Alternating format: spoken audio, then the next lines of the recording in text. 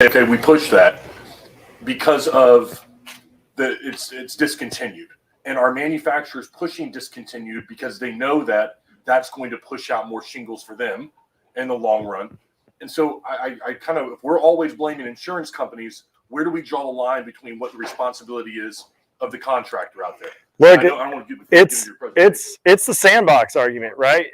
You start looking at all the sandboxes. You have an insurance carrier that has assumed some risk. You have a manufacturer that made a product. You have an installer, orange peel and cherries there. We're live already? We're live. All right, because I want to answer this question, and then I'll do my introduction and everything. But I'm going to repeat the question. The question from Patrick was basically like, at some point with all the discontinued products, are contractors pushing something that's really driving the insurance to change the policy? Is insurance being unfair? Are the manufacturers just trying to sell more products? Like, who's, is somebody truly at fault here? Is somebody really the bad guy, right? And that's kind of what the question is framed like.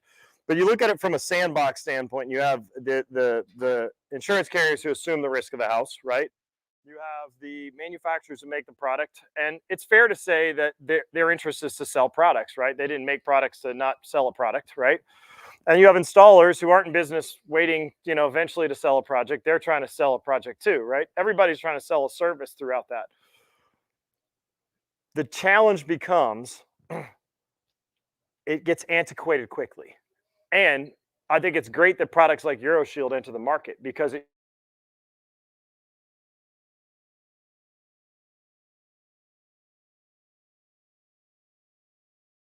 it's a very high risk and that it could be discontinued, it could change, it could fail easier.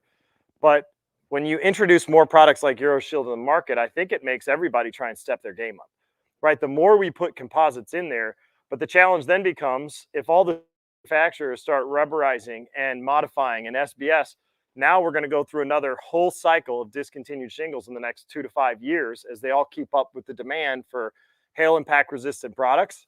The class 3 and class 4 discounts you get for having those products on your assemblies. So the winners in all those situations, again, are still the manufacturers, right? Because the technology is driving up and you got to buy the new technology and you want to sell the new technology. And each side of the manufacturer, you have an insurance carrier who's trying to figure out how much of the risk do we really want to assume? Well, let's exclude these factors. And then you have the contractor who wants to get as much as they can out of it for minimal amounts of damage. I think there's a do the right concept that needs to take place from the contractors because we can only own our sandbox, right?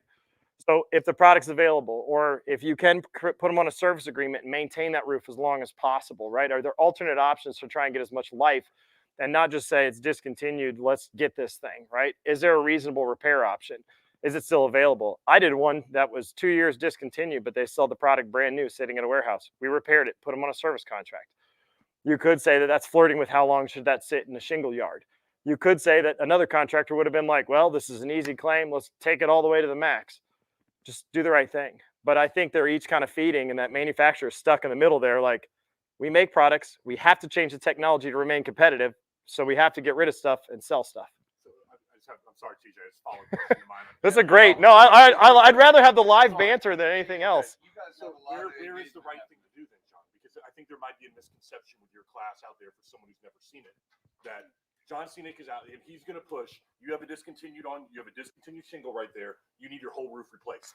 So anybody who's taken my class has heard me talk about the value of a lifetime customer, service contracts, and doing the right thing. And understanding that just because you showed up in 2021 and that product was discontinued in 2020 doesn't mean that you should just be like, oh, let's discontinue. Let's try and bang out the whole roof, right? There's a do the right thing approach to that where you should try and get as much longevity out of those and not always try and close today because you can close a lot of service that is lifetime business rather than closing a bunch of stuff today and then fighting these long fights when you could sign just as many service contracts and have these people set and ready to go when it does become discontinued. And you're their repair guy and you've already got that bundle ready for them. So I think that it's people, there is a misconception of my class. My class is to educate contractors on or anybody, public adjusters come to my class to learn about the products and technologies. It amazes me who shows up to class. What's happened over the last 20 years? What's getting ready to happen in asphalt? And then what do you do when you're approached those situations? And how do you handle them? And what are the reasonable arguments around compatibility of products, availability of products, and then repairability of products. Now, I specialize in the repairability part of it. The lab, NTS, specializes in the availability, the identification of it, right? That's the role of the lab. But the contractor really should be managing that repairability process of it. And I think that there's some gray area there too. But I stress in my class, if it can be repaired, repair it, right? Because if it can be, that's the right thing to do. You just gained a lifetime customer, and you can probably get referrals all around you and pick up more lifetime customers in the process. If it can be repaired, repair it. It's the blinders concept, right? How are you ever going to say something's not repairable if you've never done a repair? If you've never actually finished a repair, or you don't have like a history of showing, hey, we're good at repairs, so we really know that this system's not repairable. I'm good at repairs, so I can easily say what's repairable and not repairable, and I stress that in my class. My discontinued shingles master class is not a class about go find discontinued, file a bunch of claims. That's not what you want to be doing in the market. Is there legitimate damage? And then what are the 3 components that we need to evaluate? Compatibility, availability, and repairability of those products. And that's where the contractor can stay in their sandbox, see what the manufacturer has from their sandbox as far as support, letters, documents, should we mix it, should we not, and then get all that to the carrier for them to operate in their sandbox. That's the world we want to live in, right? Is that a fair answer? It's a fair answer, because what I don't want to do is, let's just say you lobby in Tallahassee or something along those lines, and they look at you and they say your industry is pushing for forward replacements that don't need to be given. And then they look at a class and go, look, you're only doing this. You want to make sure that we're policing this industry as well as trying to say, hey, insurance companies, you need to police yourself. Right. It's got to go both ways, in my opinion. Yeah. Rising tides, right? Every industry and every sandbox needs to constantly be thinking of the improvement, right? How do we raise the bar? How do we set the standards? Like, how do we improve all of it and not just see one try and raise it and the other one try and bring it down? Because let's face it, there's good and bad in every attribute. Every one of those sandbox, there's good and bad in every single one of them. And we want to avoid that. So, no, that's great. Right there, all right. How many people out there have actually been told or done the same thing that he's talking about, where you just go look for discontinued shingles? I've seen people do it. Yeah, it happens in almost every company out there that I've seen. I mean, I've done it too. I have a pin map in my area of all of them. But if there's no damage, right, I want to talk to them before anything happens and start setting up service contracts to manage them and prolong the life of those systems as much as possible. Because there's over 60% chance that they buy from you if you're already their service person, right? So why wouldn't you want 2-3 years of service and then the lifetime customer in the process? So.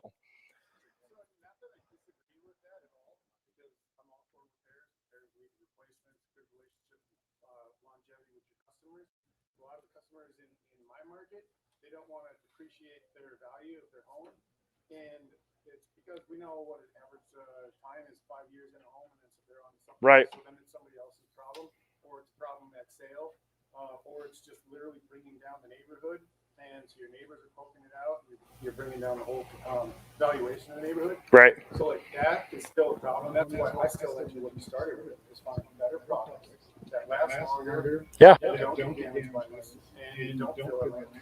I think if you had to look at 2 houses, exactly the same house in an HOA, built the same year and both were for sale, and one had a really terrible looking repair on it and one didn't, which house are you going to pick? Same price, right?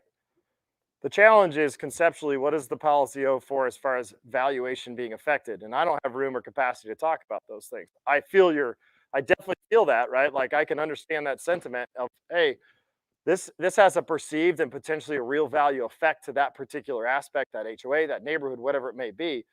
And again, as long as it can fall back on the compatibility of the product, true availability of that product, and then is it actually repairable?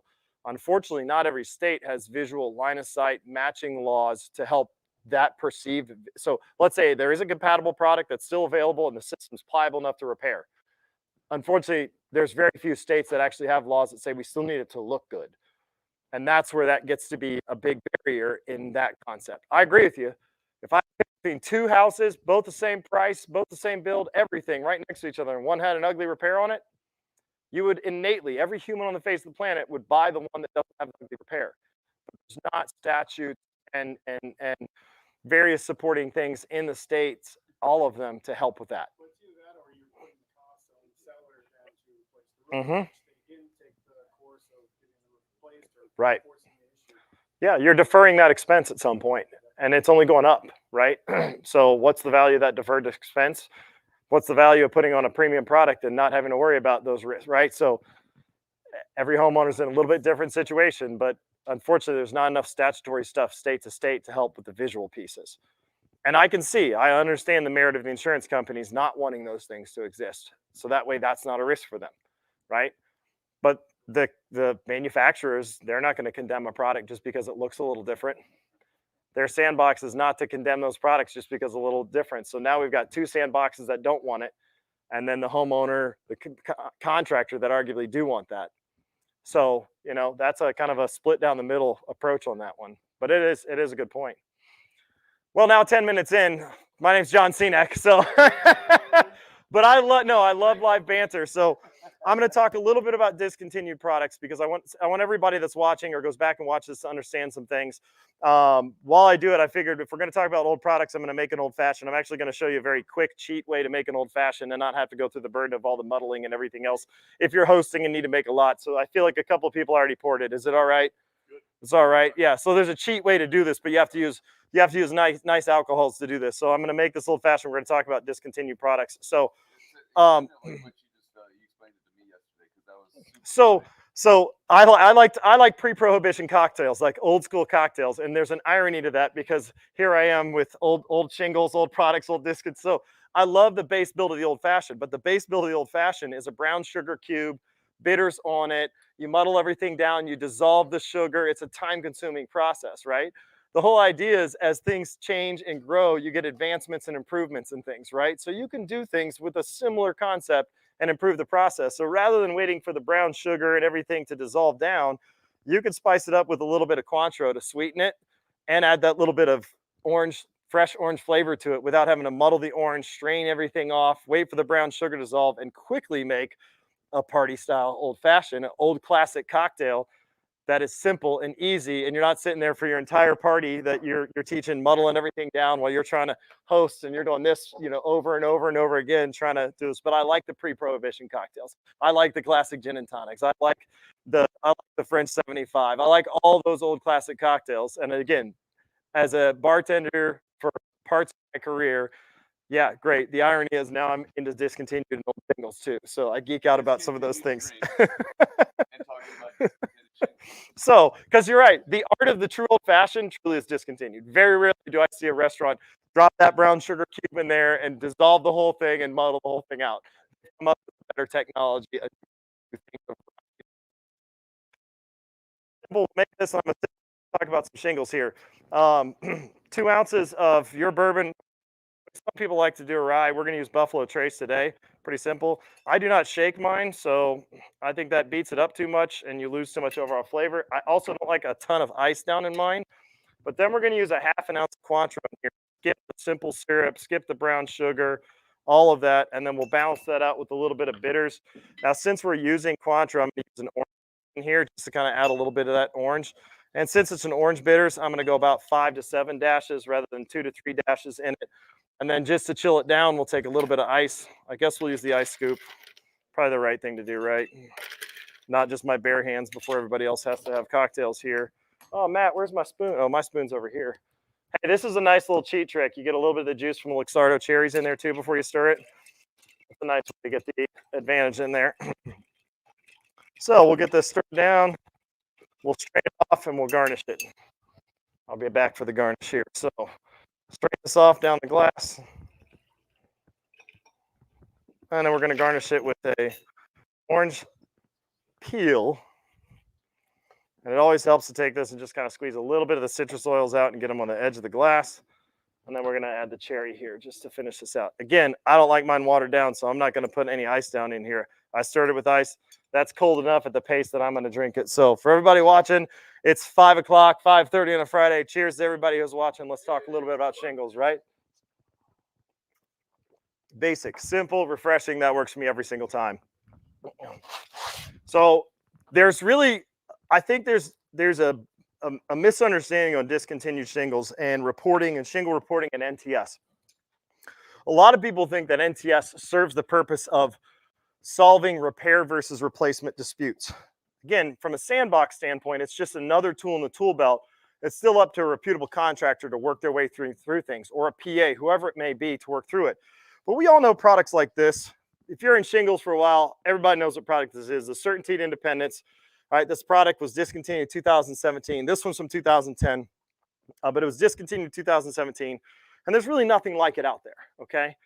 And yeah, reporting will help you with this. It'll identify it. It'll tell you that it was a 50-year shingle. That's the purpose of NTS. It gives you all the information, the warranty information, everything you need to be able to understand what this product is. But what I found was the market is actually missing out on most of the curves that took place in laminates took place between 7, 8, and 9 for most of the laminate products on the market. So your average dimensional shingle went through a major change before it approached the limited lifetime technology. If anybody knows what this is, shout it out. I may give you a prize or bonus points. It's a shingle. Good job. If you know exactly what shingle it is, I will be impressed. Can I give it? Is an L. Good job. But here's the problem. These are getting, yeah, there you go. That's a great idea. Hat for the guy who guessed it. This is a 40-year product. How would you know that looking at it from the surface? You wouldn't. This came off, no, it doesn't even say it on the back. It's got some coatings on it. If you're really savvy, you may be able to figure out which one it is. But this was a fully approved roof assembly that this shingle was sent to NTS to solve the dispute over, was this a 30-year product or a 40-year product? Because then that helps change the value if it is a claim, okay? And usually this reporting takes place when there's a claim. I mean, I'll admit that. That's just usually when you're going to get a report. But I want you to now apply that to the overall concept, okay? You've got products like Shield you're trying to put on, which come at a more premium cost, correct? Right? It's not selling at what asphalt's selling. This is the bread and butter of the industry. This is the low cost, the entry price for roofing for residential, right? But if you were able to move this by proving just factually that this product was worth $2,000-3,000 more than an entry grade 30-year product, now that homeowner has $2,000-3,000 more in their pocket to be able to pursue the upgraded options out there, right? So instead of, all right, so shingle analysis is so much more than just solving the dispute between repair versus replace, or some missing shingles, or is this discontinued? We get a lot of products that come into the lab that are fully approved roofs, and they're just trying to vet that this is a 40-year shingle and not a 30-year shingle, because it does change the value of the claim. And Patrick, he's a pretty hard guy to miss. I see him back there. So Patrick, here's one of the great things that happened in my class in Texas. Guy left my class, went and tore a shingle off of a roof that was fully approved, took a picture of the back, sent it to me. I said, yeah, send it to your adjuster. That's a class 4 impact rated shingle. It was written for entry grade laminate. He sent it in, the adjuster applied in 24 hours, and it changed that scope $14,000. Now, if a homeowner had $14,000 more in their favor, they now have a lot more to work towards the other technology advances, and they were already willing at one point to buy a class 4 product on there, right? So now they've got a lot more leverage and ability to say, hey, now I've got, instead of having $26,000, I have $40,000 now to turn around and purchase this new roof system. But shingle analysis is so much more. There's a misconception in the market right now that shingle analysis is to help you solve repair versus replacement, or fight the bad insurance companies to say why you can't do this. And it will help that, right? It'll help you present those arguments. It'll give you factual information about the manufacturer, what product it is it still available, is it compatible, right? It'll do all those things for you. But there's so much more to it. The biggest piece that we realized once we opened NTS, we quickly realized, I had a guy call me 3 weeks in, and he sent me a GAF slate line shingle. And I said, it's slate line. And I called him, admittedly, I was like, you realize this product's only 10 years old. It's still relevant, you know? And because he sends us a decent amount of discontinued products. And he goes, yeah, they're just arguing over what type of product it is and what its value is. Okay, so great. We sent them everything with our report, including the warranty information, the underlayment requirements, everything that needed to be done. And it helped everybody in that dispute have all the information to weigh out what type of product it was, what should we use, right? Is it still available? And then again, what's the classification of that product to make sure that the homeowner truly is getting what insurance likes to call a like, kind, and quality. What's the value of the like, kind, and quality? So I challenge you, when you're looking at roofs that you've got replaced, to maybe consider, hey, it's replaced. Maybe I should go pull one off and look at the backside. Maybe I should take some pictures and throw it on the Facebook group. Hopefully you're part of the Facebook group. Or consider purchasing the report, because a $150 report could really end up being very valuable to the homeowner, very valuable to the contractor, and potentially put them in a good position to start pursuing upgraded products that are going to have a longer lifespan than some of these products. So I want to take any questions while they're still getting set up. And I want to enjoy this, so I'll be quiet for a second. What questions you guys have on shingles, shingle analysis, shingle reporting? Yes, back here. You have questions? How long have we known each other? I mean, my God, you text me. No, I'm kidding. Go ahead. Let's go here and let's go here.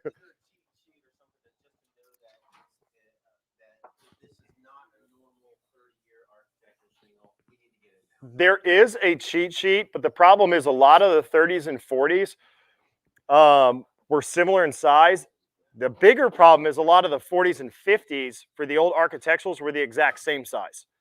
So the size may not be enough of a cheat sheet to give you the trigger. But it blows your mind. You go take an old product off and you go back to your shop and you're holding that old product and you're like, boy, this is just a brick shit house. This thing's heavy, right?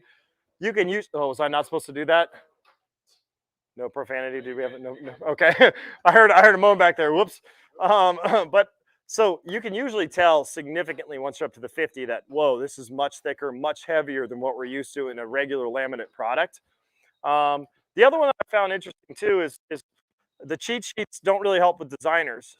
So many different designers that change series over time. But yeah, the cheat sheet, NTS has all the current products.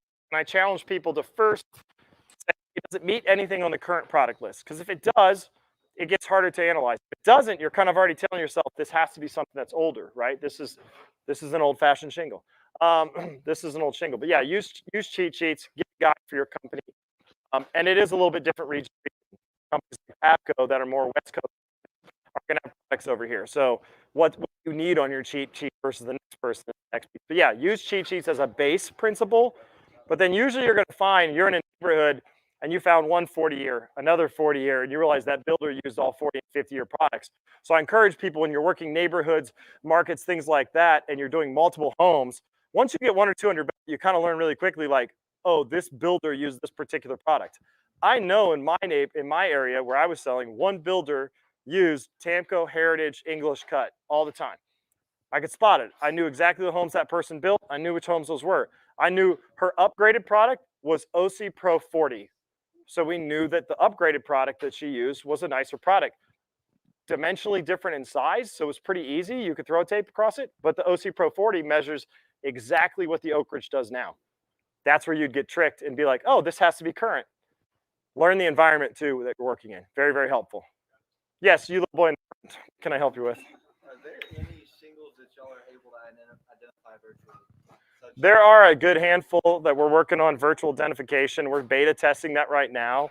So, I mean, if it were me, yes, I could probably field 75 to 90% of them, but I'm one guy. We have to have a system and a process. So we are working on that. The other one that I think is kind of a, have at it, buddy. The other one that I think is, I challenge you this one too. Who here has ever seen a claim where it was a ACV or it was an RPS and they're saying that we think the roof is this old, right?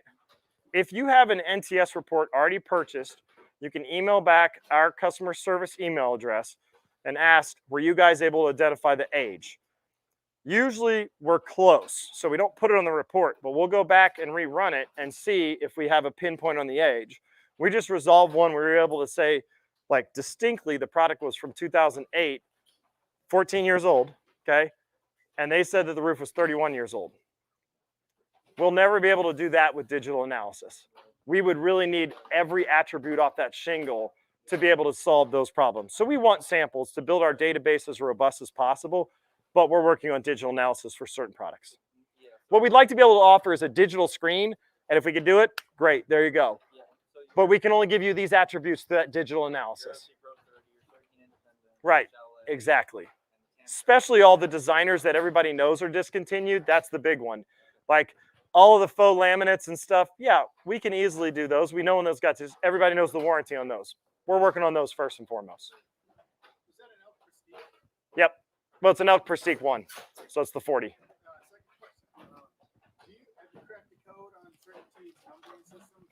No.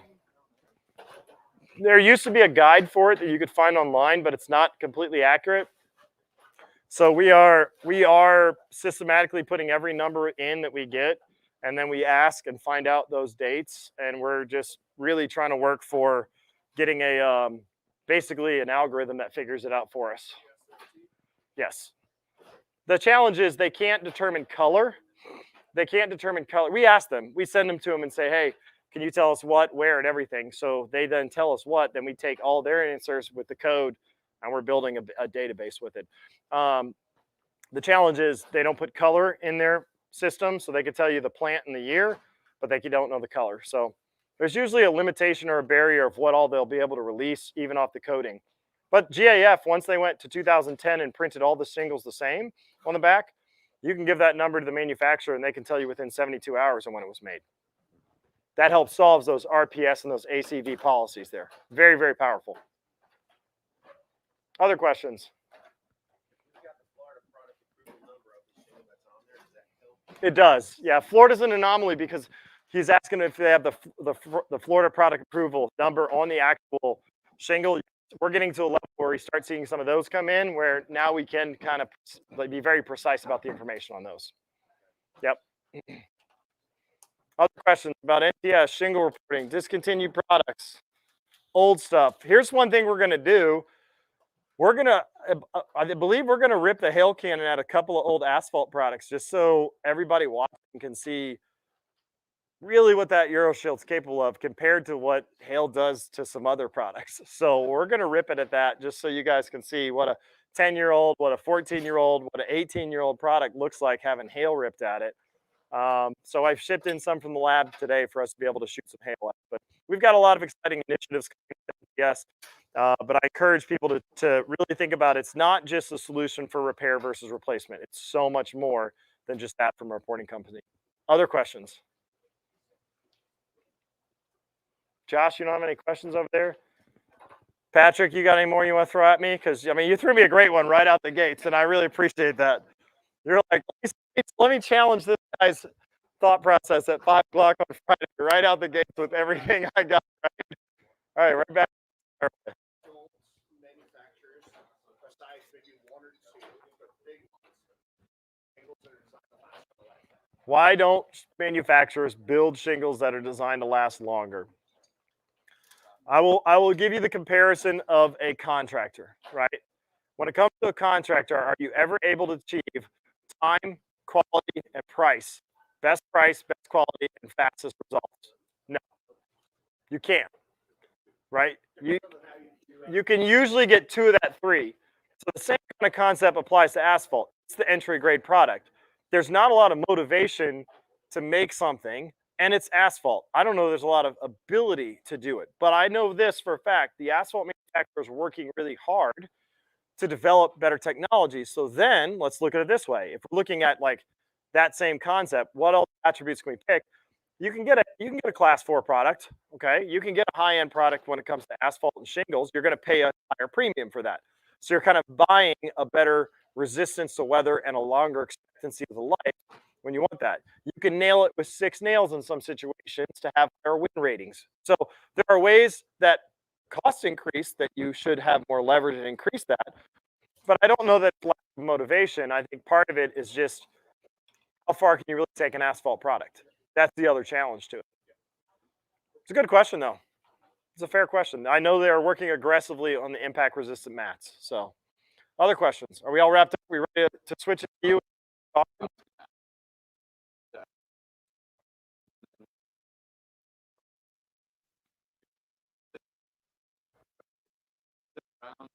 cameras. We're going to do a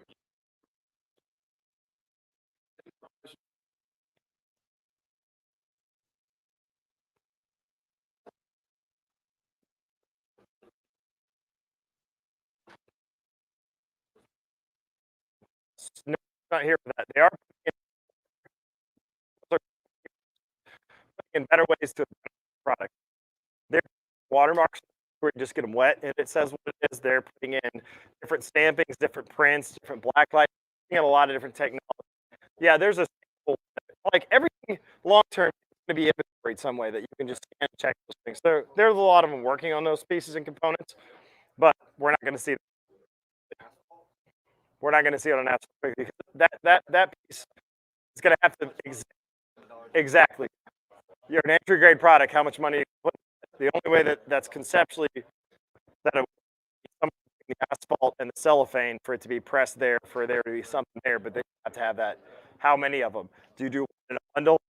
That one off the line comes in that bundle, so 1 out of 20, right? But again, if you do it throughout the roof and you can find one on the roof, right? So do you need it in all of them, then becomes the challenging question past that. So, all right, we're getting a lot of background noise. So I say we just kind of move this thing around and let's hand off mics and let's start making the transition. Does that work for you, sir? Yeah, absolutely. So let's give you the live stream, Mike. Hey, I want to say this, man. Thank you for inviting me. I really, really appreciate the opportunity to be around just such a group of professionals and people and the engagement and what you've put together, what EuroShield's done and everything. And Matt just sharing his facility to make all this happen.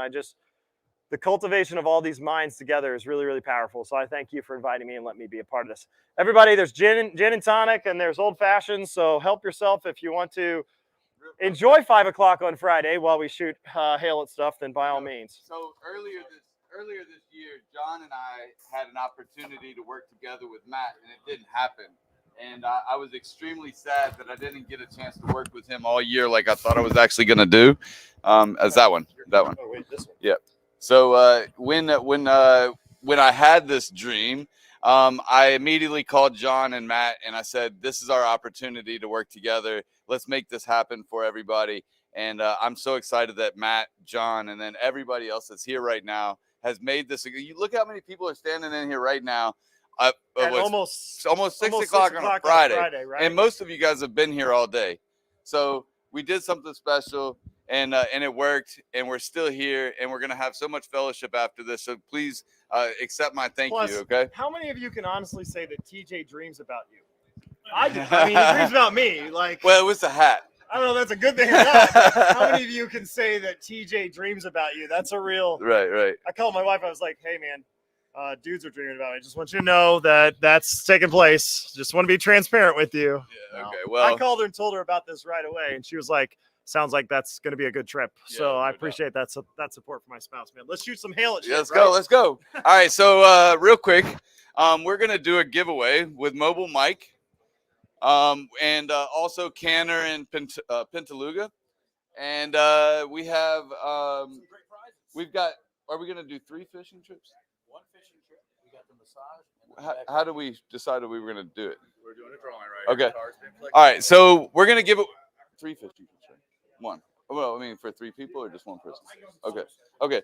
So, and all right. So the very first giveaway that we're going to give away is a fishing trip on their 42-foot Hydrosport. And I'm going to come with you guys, and so is Matt Mulholland, and then whoever, well, from my sponsors. And then you up to 6 people can come with you, okay? So this is a really neat trip going out of Fort Lauderdale. And if you've never been, well, I call it deep sea fishing. This is your opportunity. All right, so whoever wants to grab it, Mike. Hey, so anybody know Mobile Mike? He knows everybody that's famous except for me.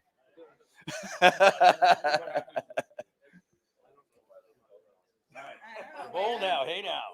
That looks like Got Dents, Jay Stevens. Where's Jay Stevens? Oh, shucks. All right, that's fine. Hey, we'll hold on to it. Get your prize. Yeah, come on. This is Kim. Yeah.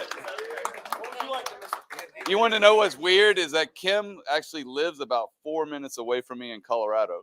So it's a small world. I'm going to give you your choice. You want No, that's 2 more. We're going to give away 2 more. No, she gets her choice.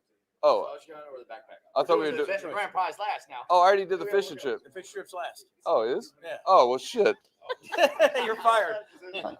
Well, the shit. I'll take the backpack.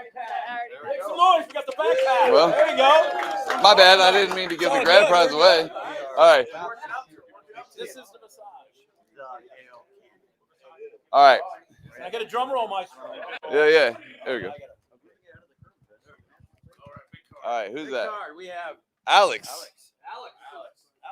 Alex. That's you. Did you ALIX? Okay, cool. Awesome, man. Hey, man. Make sure Richie gets an extra.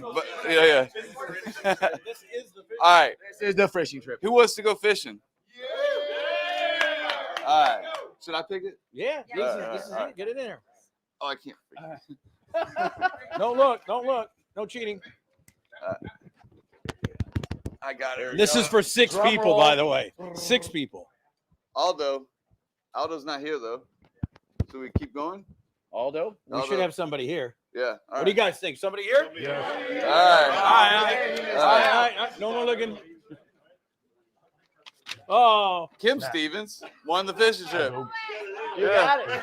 All right. Awesome. Wow. Look at this. Nice. Did you put 2 cards in there? No. All right. Well, no, you get both. No, you get both. You're a winner. Yeah. That's it. Hey, lucky. Congratulations. Yeah. Thank you to National Claims Institute for hosting us today. Yeah, man. Incredible event. Glad you guys were here. Thank you guys Thanks for for having having that us. big Appreciate screen TV outside for us. And special thanks to the law offices of Cantor and Pintaluga. Thank you, All right. Derek. Hey, Matt. Lauren, thank you. Thank you. Thank you, guys. On behalf of Cantor and Pintaluga, thank you guys all for coming out. And there's a lot more coming up, including this cannon behind me. That doesn't go to the speakers.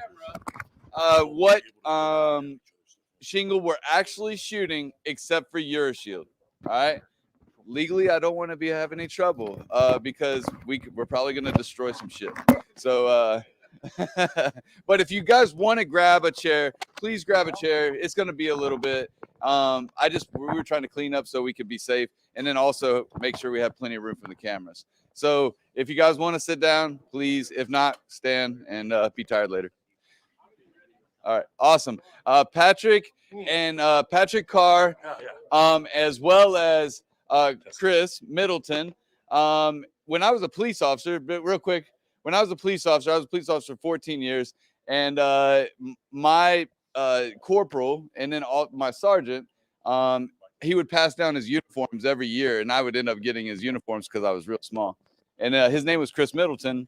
He's passed away, but one day I met Chris because of One Industry, One Model, and I appreciate you bringing back that memory, man. So I remember where it was when you told me that. yeah, no doubt. That was like So, well, thank you guys for being here. Patrick Carr, Chris Middleton is part of Bridges Tax Strategy, the Tax Reduction University. If you're a business owner, you need to talk to Chris. He's going to explain why, and then he's going to blow you away, and then you're going to be like, I got to call Chris. I just wanted to be the first one to tell you to do it. So, all right, here. There you go. That's for online. Or you have one on. You have one on. All right, cool. I think You're this good. is Patrick's. Oh, is it Patrick's? So right here, this is the one that everyone can hear me out there. So I'll just kind of pass back and forth. If that's all right. Okay. Okay. Yeah. I've got Matt up here because he is an expert in this, so he's going to explain a little bit more. So what we want to do here today, everybody, this is not an opportunity to go ahead and tell everybody what a crap shingle something is or what a good shingle is. We're not going to name them by name. Yep. All right. Now, if you work in the industry, I think it's going to be pretty clear what we're looking at here, which I think makes this very entertaining. Okay. Now, to turn it over to Matt here, explain to us a little bit of how the science of all this works. What are we going to be seeing coming out of here, brother? All right. There's some very technical things that are going on. First of all, we've got some really cool shit. And this is the shit, and we're going to shoot the shit. The shit stands for shooting hail into things. And we're going to shoot hail into things by taking compressed air and releasing it very quickly so it pushes some ice stones out. Now we're going to attach a bunch of stuff to this target. I'm going to move it to where this tube is at the end of the target so that it cannot come out of the tube. This is polycarbonate, shatterproof. Hopefully you guys won't die, but there's an inherent risk in being near me at any time. That's great. That's awesome. Seems fair. Right? No, it is not. So before we get started, I'll introduce the co-host over here. This is Chris Middleton. If you guys do not know who Chris is, you should with your roofing company. Explain to him just briefly what you do before we turn this over, bro. Yeah, thank you. So we help people legitimately keep more of your money without the fear of audit or going to jail. That is a test. I got it nailed. Yeah. Taxes, shit. We're talking about everything here today. Hey, do you need some help? Yeah, I could use the world's greatest roofer to actually do some roofing, maybe. Be careful. Hey, Matt, so I wanted you to explain while you're setting this up, Matt, because I'm just going to do it while you're doing this, all right? Mhm. How are we gauging what is good and what is bad? How are we just, you got anything that's going to be like, what's good and bad when they hit this thing? Patrick, I don't think you understand. We're going to shoot shit with a hail cannon. It's all good. Okay, got it. I understand now. Can we drink over there? I think the key attribute is just the fact that you can see how destructive it'll be to this. Yeah. Versus the Euroshield product. And it just kind of really will create that nice concept of understanding just and what the difference is between the two. So I understand though, you're gonna tell me this. We are going to do we're gonna do shingles, Euroshield, but we're also gonna do flat roof stuff as well, everybody. So we'll be able to see some flat roof stuff too. So it's gonna be a little bit of everything. Yeah. Thank you, ABC, for giving us all the material yesterday. If you're watching, I called Ron Yes. Joyce. Anybody know Ron Joyce? Ron Joyce is the man, and for years I've been calling on him, and he definitely hooked us up. We went over to ABC in Daytona yesterday and got our pick of just walking around the facility. It was like a shopping spree. Yeah, we went on a shopping spree. They're like, "What? Where do you want the forklift next?" And we're like, "Everything." So they wouldn't give us any TPO. We tried. They were like, We were desperate for I- it. I have one question. Do we come up with this idea when you were sober? Of course, I'm Okay. always sober. This is quite entertaining. Yes.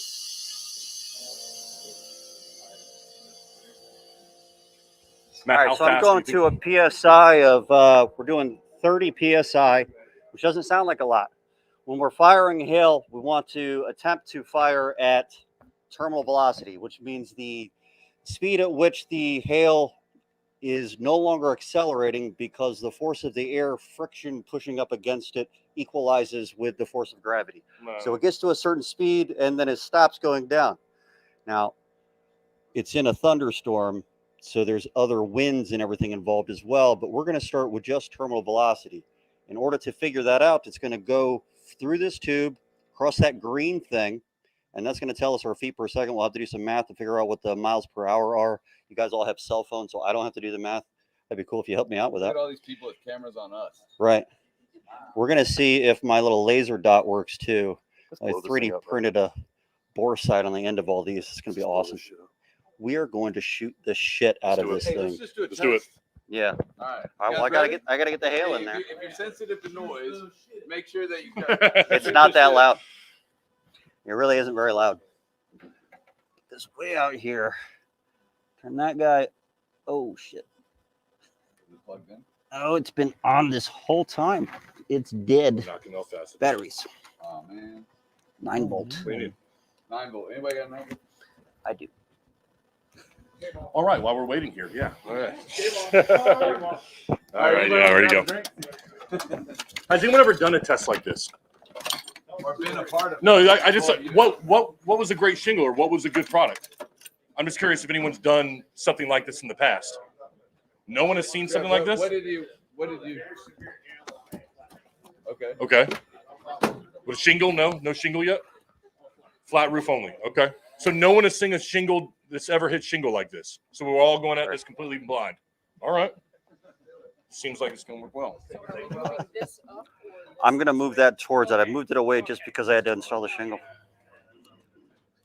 All right. Actually, we can go ahead and move it fair right enough. to the tube. Who hasn't done that? Because Yeah, I know what it Yeah. is. Paintball gun, whatever, you know. I broke a TV. Yeah, I've been paintballing. Yeah, we broke it. Yeah, I mean, Yeah, that seems fair. paintballing. We might as well shoot the TV, right? Have you ever shot? Instead of solar, same thing. 20 minutes on it. There we go. All right. Do we have hail? Yeah. Bring Okay. up hail, son. Bring us the hail. I only need one at a time. All right, actually, put them back in the freezer in between. One at a time as you come out, all right? I got to refill every time, anyway. All right, well, we're going to start with a 2-inch Can hailstone. you show the camera? Can you show the camera that one? This is a 2-inch ball of ice, and we're going to shoot the shit out of it. Did. All right. I wanted to say that. You guys are going to count down for me, right? Of course. I don't know if you know what we're doing right now, John. Are you okay? All right. All right. We're so close. It's a 2x4. Oh, I see what's going on. That's why I'm having issues. There we go. Just in case, Mom, I love you. Just in case something blows up.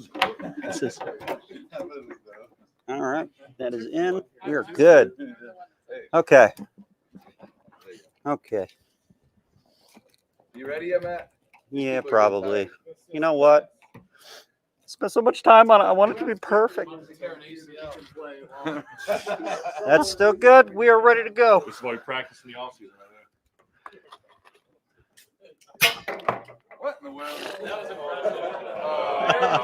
That was not the fire. Come on. Hang on. There's a key. I haven't engaged it. That wasn't for that.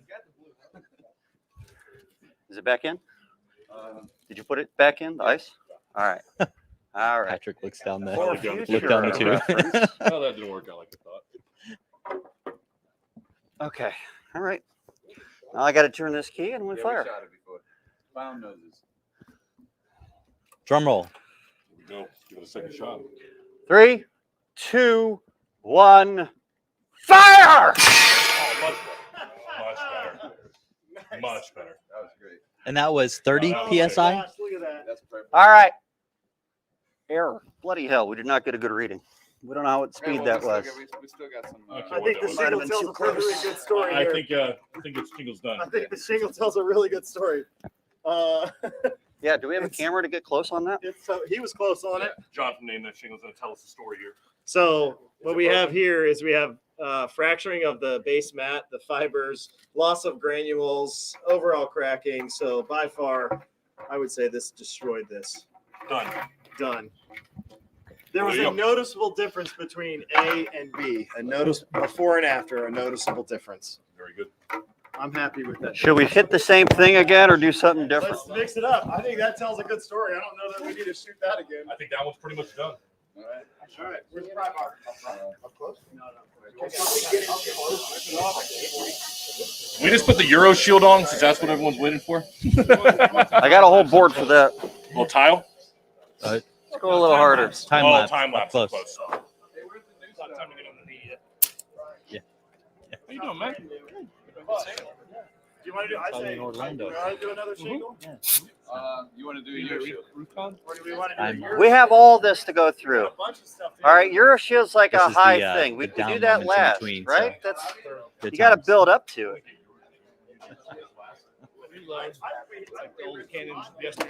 Right. You want to do the mud The bit? ball and musket, you gotta jam it in. Yeah.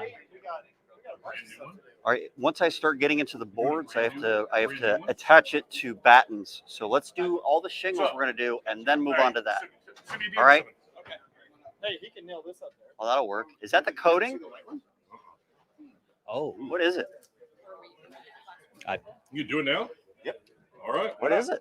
Okay. Tell us about it. All right. So, Mike, come on up here because this is a product that everyone should know about. I put my name behind, so you should definitely know about this. I don't know what's going to turn out, so God, I hope it's good. So, for anybody who doesn't follow my show, Patrick Carr Show, I didn't interview a lot of roofers. I do know Mike personally right here. This is his personal product. This is his thing. I'm really He looking will put forward his to name shooting behind it, the unlike the rest of the Independence one. shingles or anything else that you guys see here. This is his. So maybe you can explain a little what this is, man. So 34 years ago, the owners of Weatherwell created the Lifetime Roof, a seamless reinforced roof that consists of asphalt and 2-foot-long fiberglass that's intertwined together. Literally a roof that you can beat with a hammer and drive a truck on. I got a couple different samples here. This is a brand new product that hasn't hit the market yet. That's a flexible version with 2-foot-long fiberglass strands and a flexible binder, which is going to be the strongest, most flexible product that exists in the industry. So we're going to test this, and then we're going to test what a 15-year-old piece of Weatherwell to show that there is a product that's out there that'll meet a hail rating, and it's 15 years old.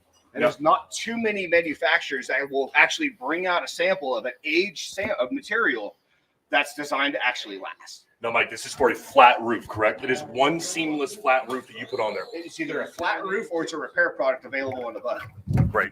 So, folks, just so you know, the application of this product right here, Weatherweld, it is one flat roof that goes on. It is a spray, so you do not have any seams on your flat roof. These roofs right here, I put my name behind. It is a roof for a lifetime on a flat roof product. So if you're talking about the strength, this is what you're looking at. This is a flat roof instead of, we're going to look at shingle and tile, but I want you to consider this from a flat roof standpoint instead of one of those sprays or when you're going to go ahead and put the rubber down. This does not need that at all. There are no seams on this flat roof. And I got it now that I put my name behind it. Here we Well, go this live. is a brand new version of it. So Great, we're gonna let's find do it, out. man. I have a question. Is this how the roofing world audits their product? No, no one does. No, Oh, wait. there's no Oh, audits okay. going There's no on. audits. Oh, I thought we weren't naming products. Well, the thing about this, and I want people to At understand, least is the that manufacturer's here. Mike is willing to put his name behind it, and he is the manufacturer for this. So I got to give the man some credit for showing up here and putting his name behind something we're not going to see. Are you ready on this? Yeah. All right, let's give this. Mike's over there. We're good right there. Whose is it? This is Mike's product right here. This is Weather Weld right here. This Push is the newest. button. You want to push the button here, Mike? Go for it. Let's see what we got. 3, 2, 1. Woo! Let's check it out. so the reading 79. 79 feet per second. How many miles per hour is that? Right there's the crack. Right there. Crack. Put your hand. That's not a crack. That's not a crack. That's not a crack at all. That's fiberglass. Yep. I'm going to take your. Any cracks in here? Anybody? Give me a third party person who's Did we get it before picture? Somebody tell me that's a crack. How many miles per hour? 53. I don't see any cracks. Oh, that sucks. We're going to turn this TJ? up. I don't see any. Hey, leave it No on there. cracks. We only hit it with 53 miles an hour. That is unacceptable. Like, the only thing that- Yeah, we're doing it again. So typically, an adjuster or PA might say that the fascia board underneath got damaged, but the material of the membrane didn't Honestly, actually don't know get if we damaged. need So these. did the plywood, the OSB, which is the weakest membrane, did that break on the back? I can't tell because there's a 2x4 right behind it. I don't see it. Ooh, watch out, watch out, watch out. That's how we're. I don't know if it's necessary. That's how it's reading the speed. No. Yeah. It just blocks light. It's reading I think we better as put it something on. goes across it, so it's just keeping glare out. Scientific method. You That's need what to they have do. The same. I should really People glue are these trying on to though. remove the tube. Maybe epoxy. Hey, Ty. They get You put annoying. on flat roofs, right? You put on flat roofs. Yeah, the You ice come out with an is opinion about something, man. Get rid of the I want to tube. just Can't do that, guys. No, here, brother. sorry. Can't do that in fire indoors. Don't. Yeah. When you Thank you. when you put on a normal flat roof product, what is the product like when you normally put it on? I mean, as far as how you the application, do you think it would be able to withstand hail? Tell me a little bit about how the flat roof, what you're actually putting on that roof right there. Well, I guess if it's TPO, Yeah. I mean, you'd have probably a 2-inch insulation board underneath it, and definitely with an impact like that would have dented or the TPO. I agree with you. Yeah, like a 60 mil TPO. So where are we going to go up on this one? You thinking, man? We were at about 57 miles We're per hour at- on the last one. We're at 50 psi. We've added 20 psi. We were at 53 miles per hour last time. So Let's see what happens. let's get up about 70 miles an hour on this one. I'm gonna have Ty do the honors of seeing if this thing cracks right here. Terminal velocity of a 2-inch hailstone is about 73 miles per hour. So if we get there, terminal velocity for a 2-inch hailstone that's a perfect sphere and completely dense is about 73 miles per hour. So we'll probably hit that pretty easily. We might exceed that with this pressure. I'm gonna have Ty do the honors right here. Yeah, go for it. All right. Ready? 3, 2, 1. Woo! Let's have Ty check it out. Woo! Error. Bloody hell. We didn't get a reading. All right, let's see what it did, though. Ty, want to rub your hand across that? Do we have any cracks? What do we have going on, man? Absolutely nothing, just like it was. I gotta admit, And that's, I think that's asphalt shingle. I yeah, don't know. That's nothing Yeah, right there. right, yeah, That's that's great. nothing. Yep, I I mean, gotta admit, Mike, it did get wet, that is. What so that's mill was that? something. it's his product. What mill was that? Like, Hey, I got it on slow mo. It didn't go down. That's awesome. Well, I think Mike wins. yeah, for sure. Well, Flat I roof know yours side. is Swap next. these. Well, no, I'm seeing for the flat roof. On the flat roof side, That'll that's help. impressive right there. Yeah, because let's do the mod bit. Okay, good. Let's do the mod bit. I think it's a great idea. All right, if we're not going to do any more shingles, then yeah. If I start doing those I think boards, people just want to see Euro I gotta Shield put a and batten Modbit on now. The people have spoken. Euro Shield and Modbit. all right. I got to put a batten up. Yeah, I'll do it. We don't need to nail this one. I'll get it. We can set it up again. Let's do max phone. Hey, so in fairness here, there are no cracks. There is no breakage right there with the Probably do that Weatherwell with all of product. them, really. Like I said, We this can do is that with Mike's all of them, product right really. here. So if you're looking All right. for a flat roof solution, I got to admit, that's pretty damn impressive. I think everyone can agree if you shoot that in Modbit, that thing's going to crack and break apart like no other. So that's impressive. Get it in there. What do we got here? What do we got? What do we got? There we go. Oh, this is going to be interesting. This is a self-adhesive mod bit. I already know what it does. Grab that.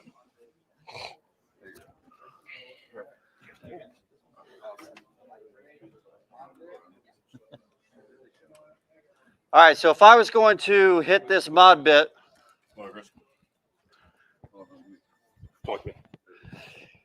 if I'm looking for hail on a mod bit like this, there are certain areas in the mod bit that are more susceptible to functional damage. Can anybody tell me where that would be? Seams. At the seams. So wherever the goes from 2 layers down to 1 layer, it has a little void in between that area. And that's really where I want to hit. We're not lined up very well for that right now, so we're not going to do it. But we might be able to get to that a little bit later today. Great job, man. What are we looking at the PSI on this one? Going to start it off lower or going to go right to the 50? I think we're going to try 50 again because we didn't get a reading. We're going to try 50 one more time. See what the speed is. Okay, and it's reset. So Thank you.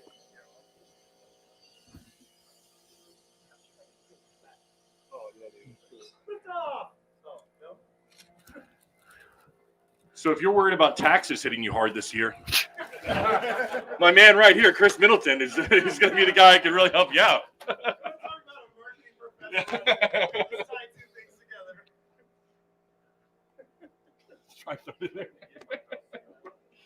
Perfect. Are you ready? Let's do it, brother. Hang on, a little more. Okay.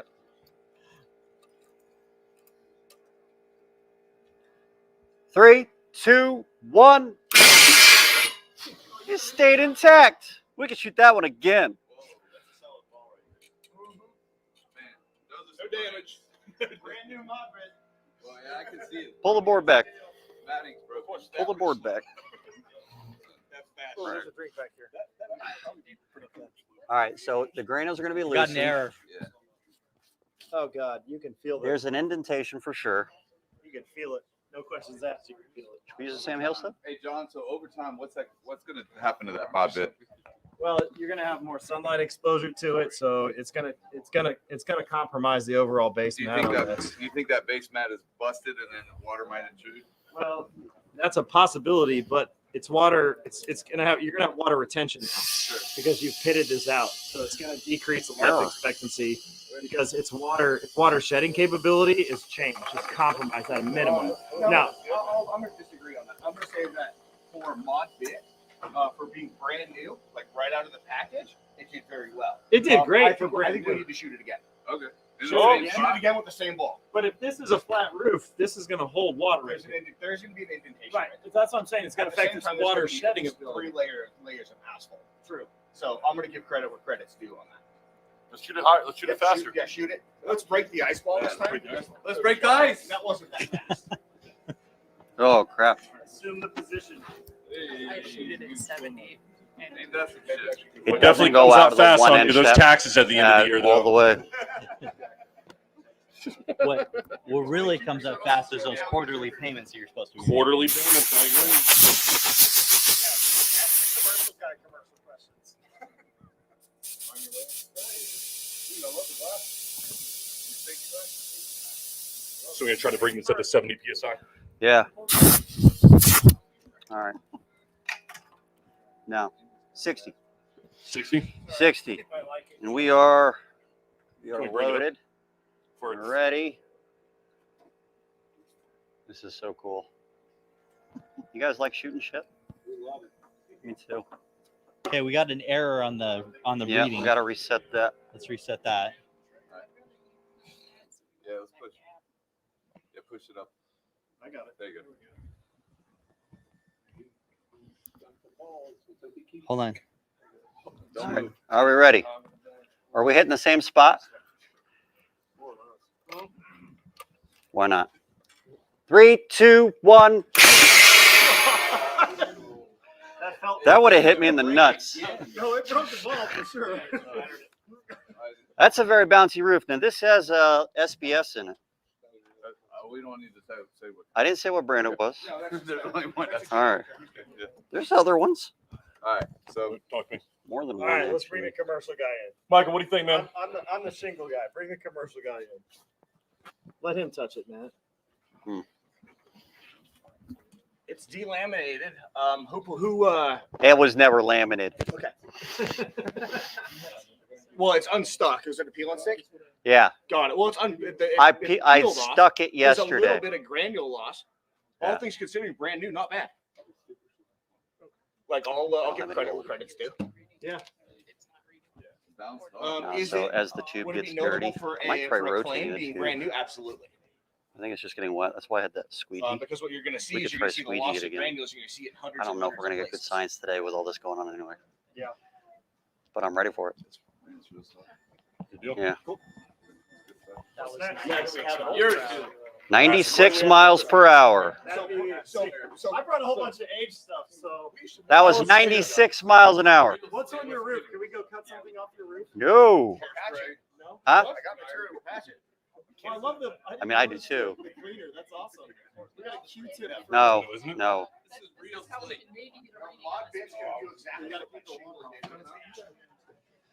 How do we reset Got the? some PVC KEE back there. I wouldn't mind a 36 mil. I'm down. Yeah. This is real slate. We just got to pull the metal out from in front of it. Our turn. It's sideways, dude. Hey, so TJ, real quick, what are we working with right here? This is real slate that we're working with. Do we need to raise this enough to be able to have some? I can lower everything. You're gonna lower it? Why do we need to lower it? Huh? Don't like if we lower it, it's gonna take more Or time. we could put a board under it or two. Then. Can we Yeah, there you go. I just hold it from the knee. Thank you for being smart, John. Hey, Matt, what kind of slate is this? I don't know. Cheap. Oh. This is not slate you would put on your house. This is thinner than slate you would put on a house. This is more like a shed or siding more than anything. Decorative. It's what I could get. That's good.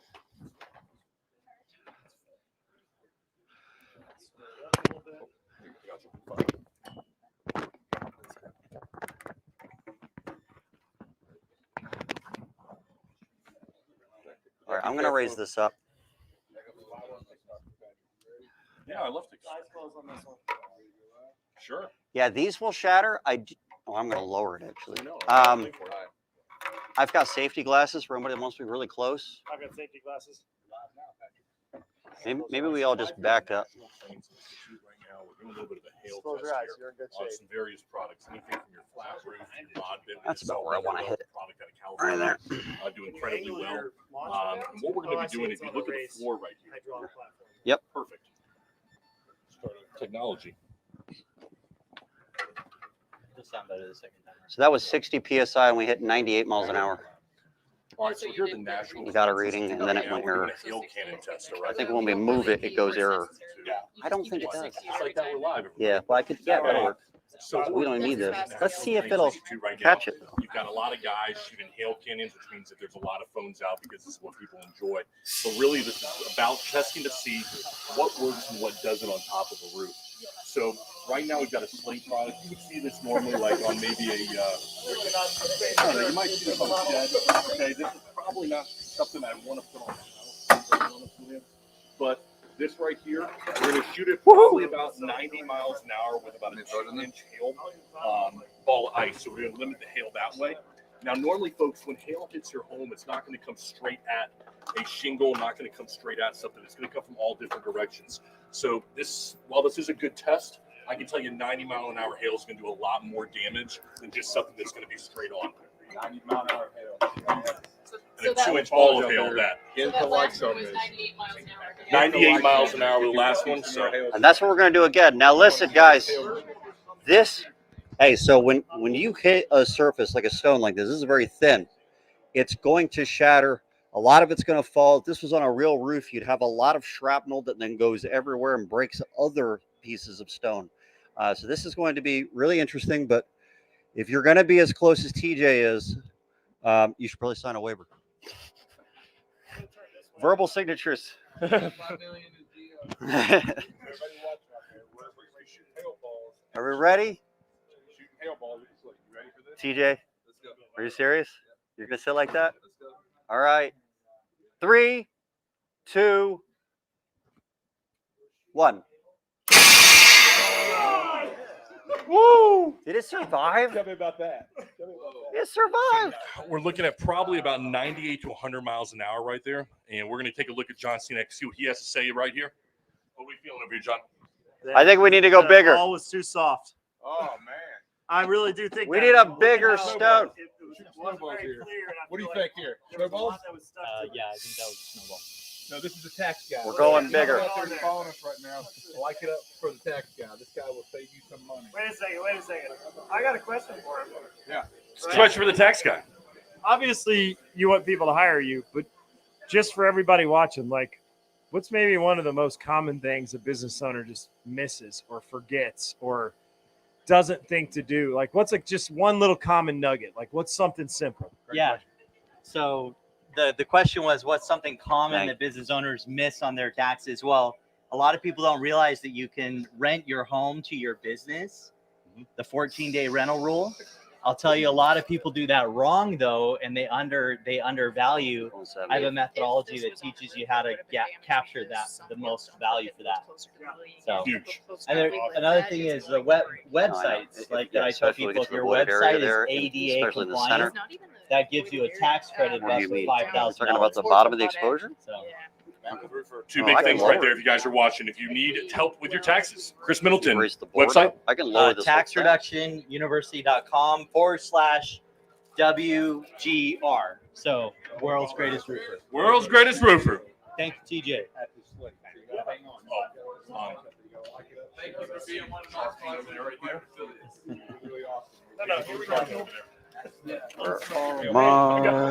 I had some What we got? screws. Aha.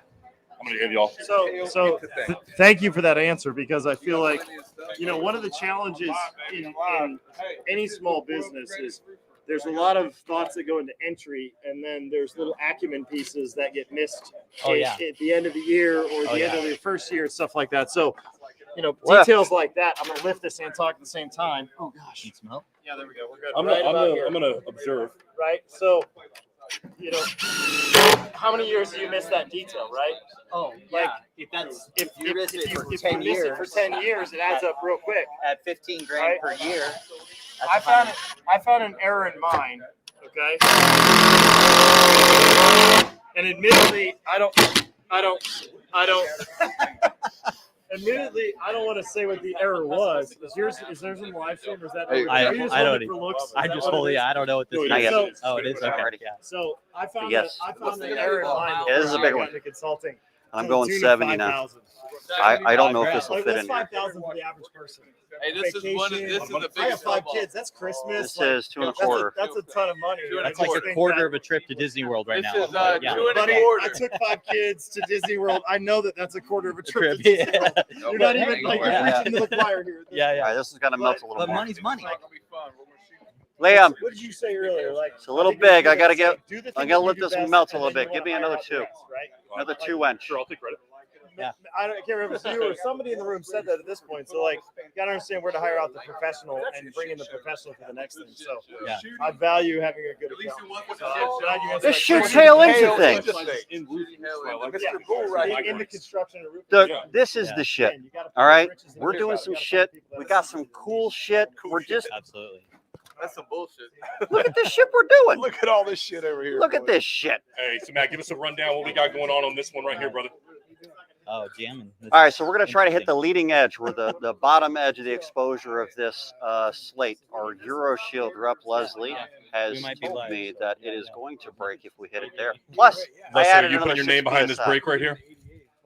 Yeah.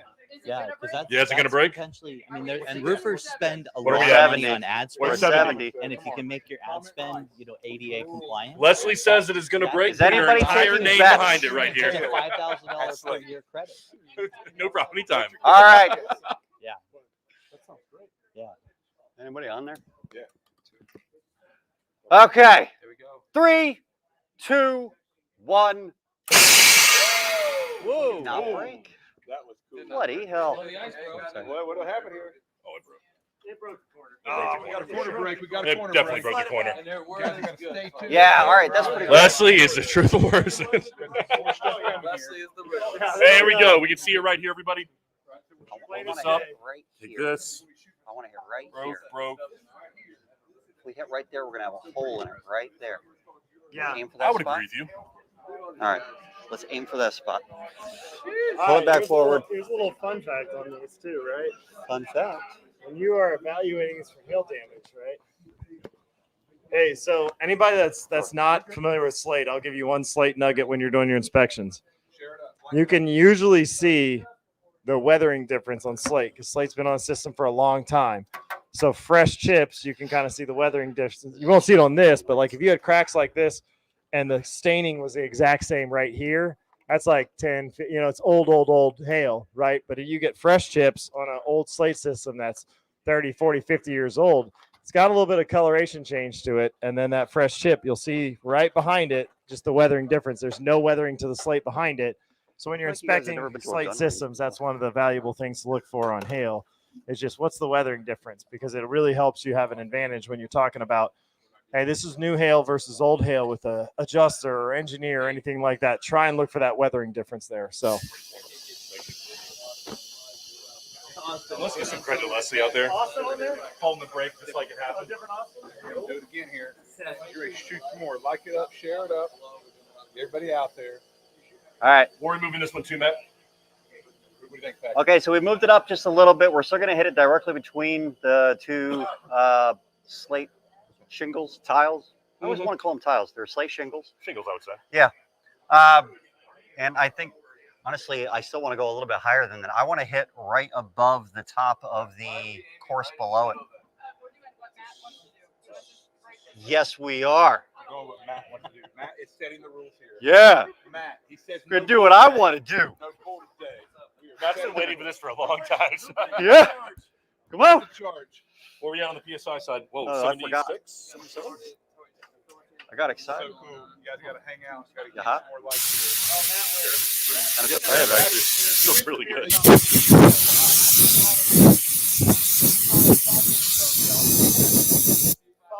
70. 70. 70? No, 65. Back to 70. 70. All right.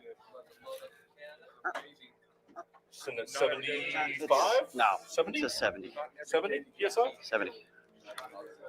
Where's my red dot? Is it dead?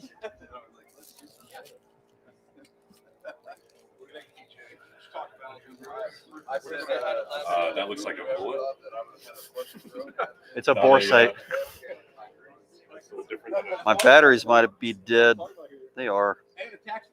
Damn. Oh, That's a yeah. Well, bummer.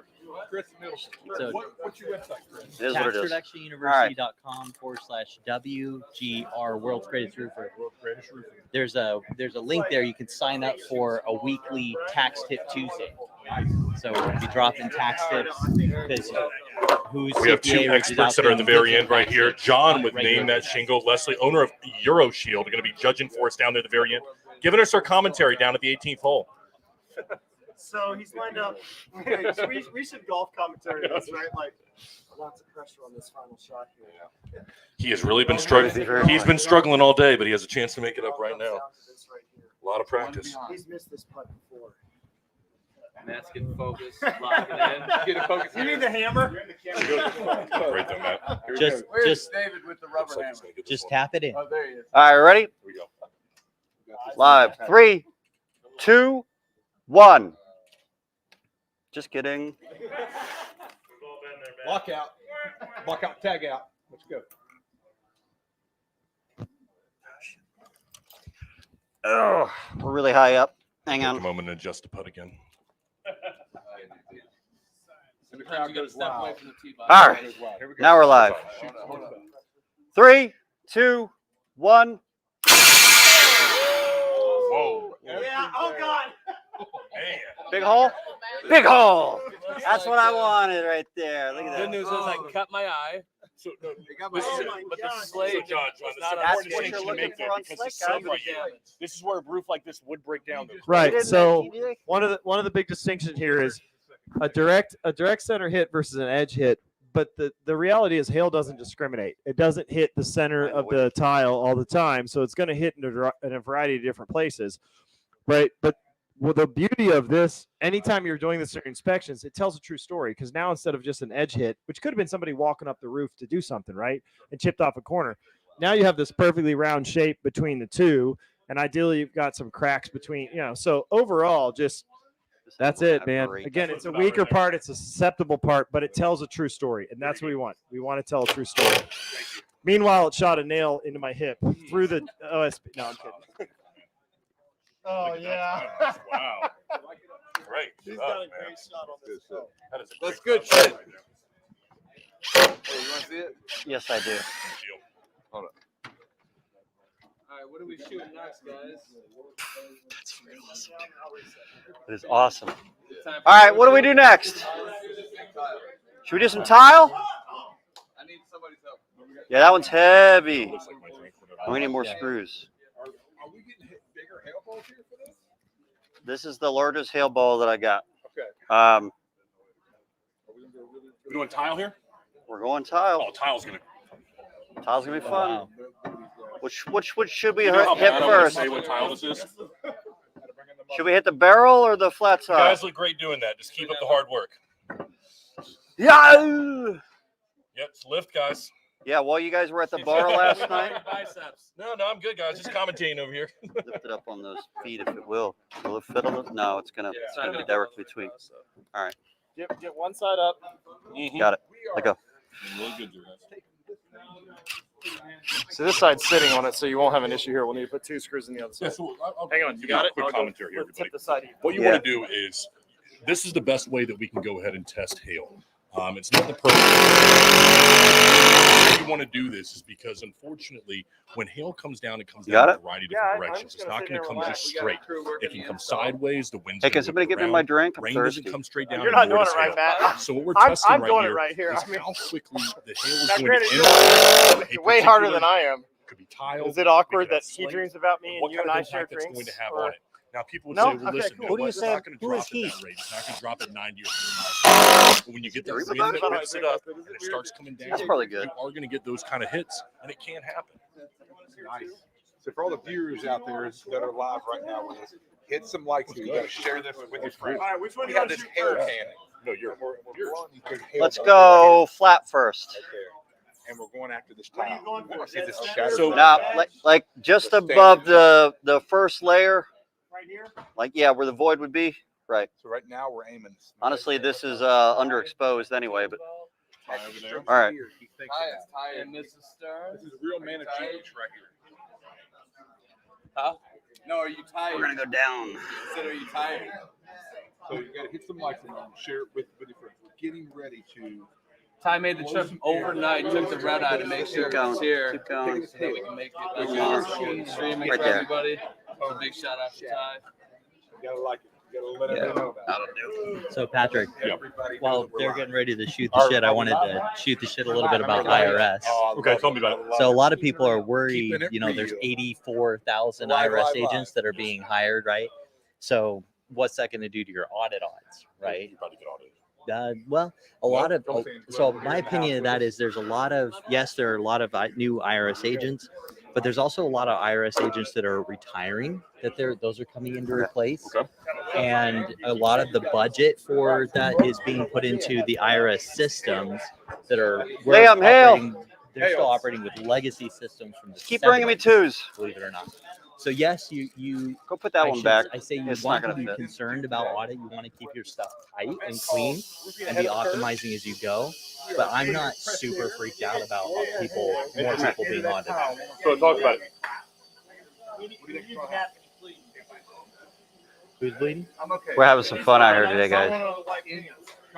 I have a hail cannon that we call shit because it shoots hail into things. What's our PSI on this one, bud? We're going 70. 70 PSI. So give me a quick rundown. What are we hitting it with here? We got a tile, this is flat tile. Yeah. So this is a concrete flat tile. Like and comment under. It's a bit underexposed, to be honest. It's not really installed correctly, and it is nailed to battens, which a lot of people might call purlins. It depends on what area of the country you're in. But we're going to hit it in an area where there is nothing supporting it. We're going to hit it in the very center of the tile. I don't think it's going to break. You don't think it's going to break? I don't think so. If we hit the edge of it, we might get a break. I think it's going to break. It's just have the backing right I haven't now. gone live in a while, but I'm here. John, National 70. Claims Institute. I don't think it's going to break. Literally. It could damage the surface. 70. Meaning Yeah. shooting Well, no, more probably. We were doing. hail, I don't think so. I don't think we break it. We've got Hey! hail out of a So- cannon to hit Something tile TJ and doesn't different know how to roofing do. materials. All right, look. This is Everybody take a look at the roofing surface ahead real of quick, the because the curvy surface down might Hawkins get Corner. damaged. The It's surface kind of might end up interesting having topic, some so damage. But I don't think it's going to I'm gonna break see all the if I way can- through. But if you guys get a good some of the image of action that happen. before we hit it, it'd be better. What do you think, Chris? I think- Is it going to get broken? I think so. I think pumped it up to 70 psi on this bad boy. 70 psi. These are what, 2-inch hail balls? 2-inch hail balls. 2-inch hail Flat balls. Flat panel. Flat. Alright. Tile. Is that flat? Is that It's a concrete flat tile. concrete flat tile? What's the age on that tile? You think? New.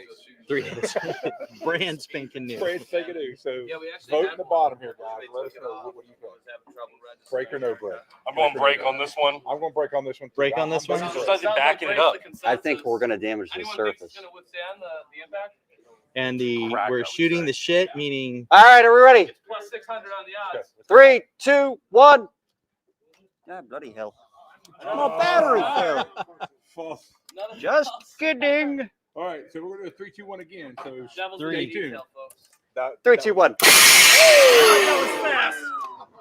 It did not And we go break. down to the hole for John with the tile commentary. did not break. So while this was a really good putt, it was ineffective overall. We're going to need to see him putt again here. Oh Wow. wow! Nothing. Problem with bad Not 70 even on the surface. Bloody hell. 70 psi.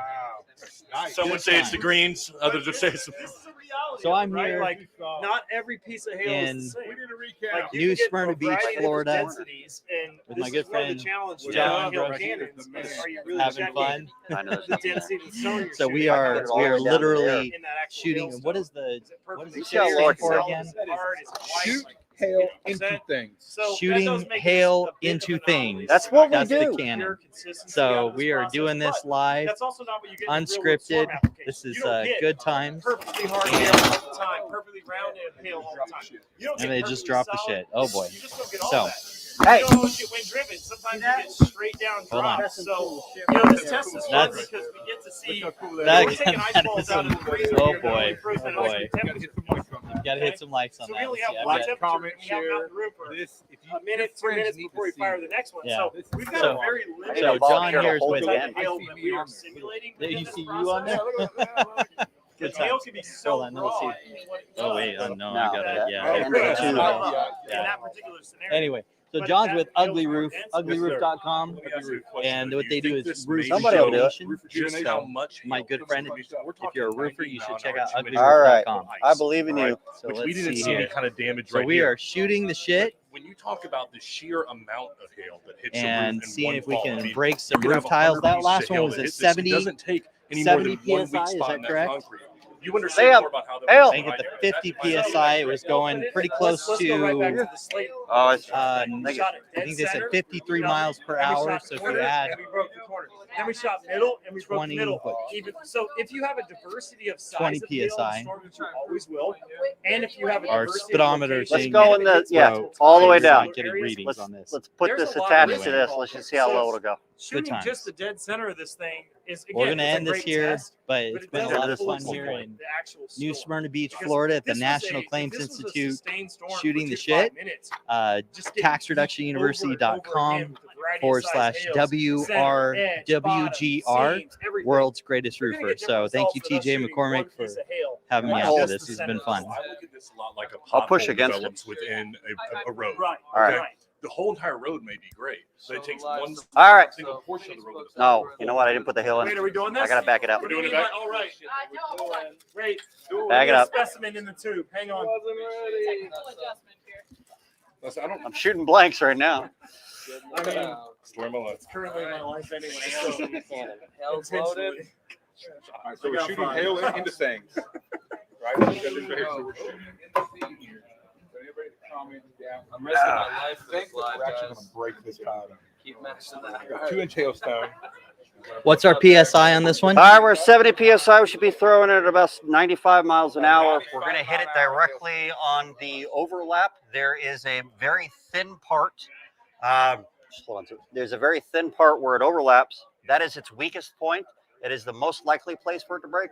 Honestly, the most likely place would be at the very bottom right-hand corner of these, but I can't get this that low. Okay. So we're going to go right in the center of it.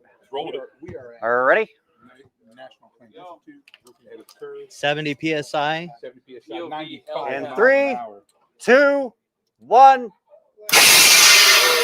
Oh, nice. They certainly got a little Nothing. bit over there. Got a little So, bit of hail on it. yeah, right? Like, hang on, let me get around here. Let's see. Let's hear the commentary, John. So we hit the seam on this one, right? I still don't see a break. So again, we're dealing with a really controlled test. We have an ice ball that's at a set temperature because it's coming out of the same freezer. So we have a set temperature. You mean the temperature of ice? Well, it freezes at a certain point, right? But Right. what's the density of it? Like how much oxygen is in it? How like I'm looking at this right now, and that's pretty soft because What do you mean? like there's oxygen. I'd So, have to have another what are we child dealing with? in But on like that you were, side. you and I Honestly, were I should have done talking. 2 on If top this and thing 1 on got the bottom. smoked for a duration of 2 minutes, 5 We minutes could- of we sustained could hail, redo the will we have tiles different real quick. results? Probably so. Yeah. Right. But hey, this held up well. Yeah. Anybody that wants to stay later? Freeze thaw cycles that change the integrity of that overall. Right. Brand new tile. It's just like the mod bit. The mod bit looked good on the surface because it's brand new. But if that thing sits and oxidizes and changes over time, over 10 years, if we shot that thing at 10 years old, that's going to be Want different. If we push a shot button? this at 10 years old, it's I going to be want different. push a right? button. I want to ask you this question. You're on this side. I'm going to get up for this right here. I want push a From my phone. I button. want to turn around. Matt, if we go max, we max the I have a stadium. question for you. Um, We do all these right What here. do we get? So my question for Go you ahead, you is this. get closer. kinda I can't was go talking to over John about it. 120 with We have this tank. one Or actually, one, piece of hail. yes, that's 120. 120, I've right, already right. marked that down for But if myself. you had 100 What would be pieces the or balance, 1,000 within a yes, period of, let's one just say, piece. one large I storm, haven't done it.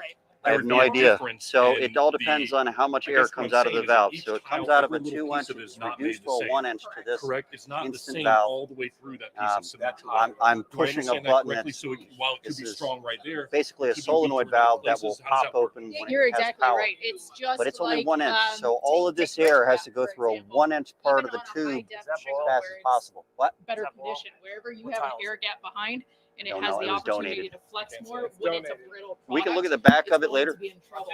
This tile is best It's case donated because it tile. hasn't been weathered. Donated. With a concrete tile, it is porous. So when it absorbs water and goes through freeze thaw cycles, it does lose its integrity. Now, so let me ask you that. As compared to something like EuroShield, which we talked about earlier, you talk about losing the integrity as it goes. That's something you guys solved with the EuroShield product. Do I understand that correctly? Yeah, it's something from a material difference point of view. Our advantage over a concrete tile is that we are a non-porous material where There you go. concrete tile is porous. Understood. Exactly. So that's the point we want to try to get across is the consistency between a EuroShield versus a cement tile is that the consistency of strength throughout the EuroShield tile is going to be substantially more consistent than what it'd be if you were using just concrete. In particular, it's because it doesn't have the porosity. So this is absorbing the water. And what happens is when you're in an area that goes plus 32, sub 32, plus 32, sub 32 all the time, you lose integrity because that surface is having that force of that freezing water, which expands and breaks down the integrity of the concrete. So now, correct. So because the porosity is made from, let's take tires, which is the main recycled tire, the main ingredient within the EuroShield.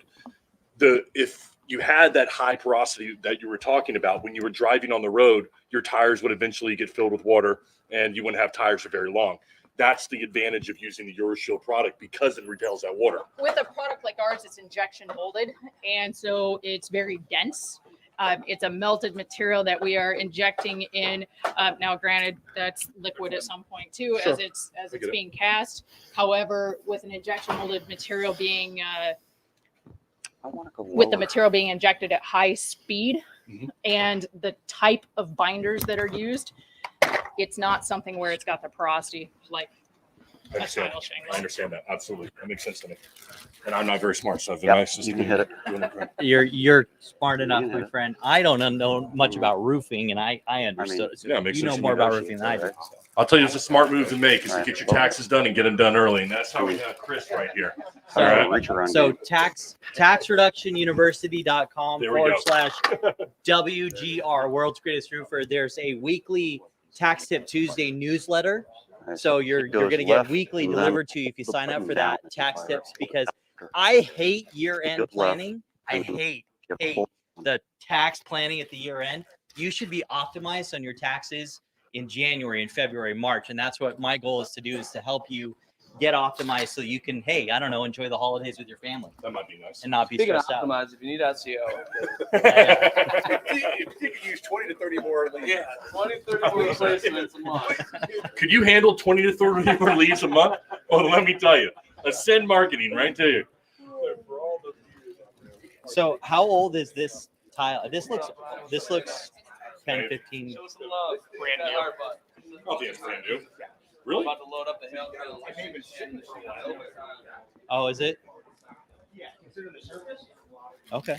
All right. There's potential it's going to hit in here and bounce out. All right, guys. I need to put Do we wanna something like angle right this just a here little to bit? block. Actually, do we want to angle this? And Maybe so we that- can angle this. Yeah, posing a greater risk.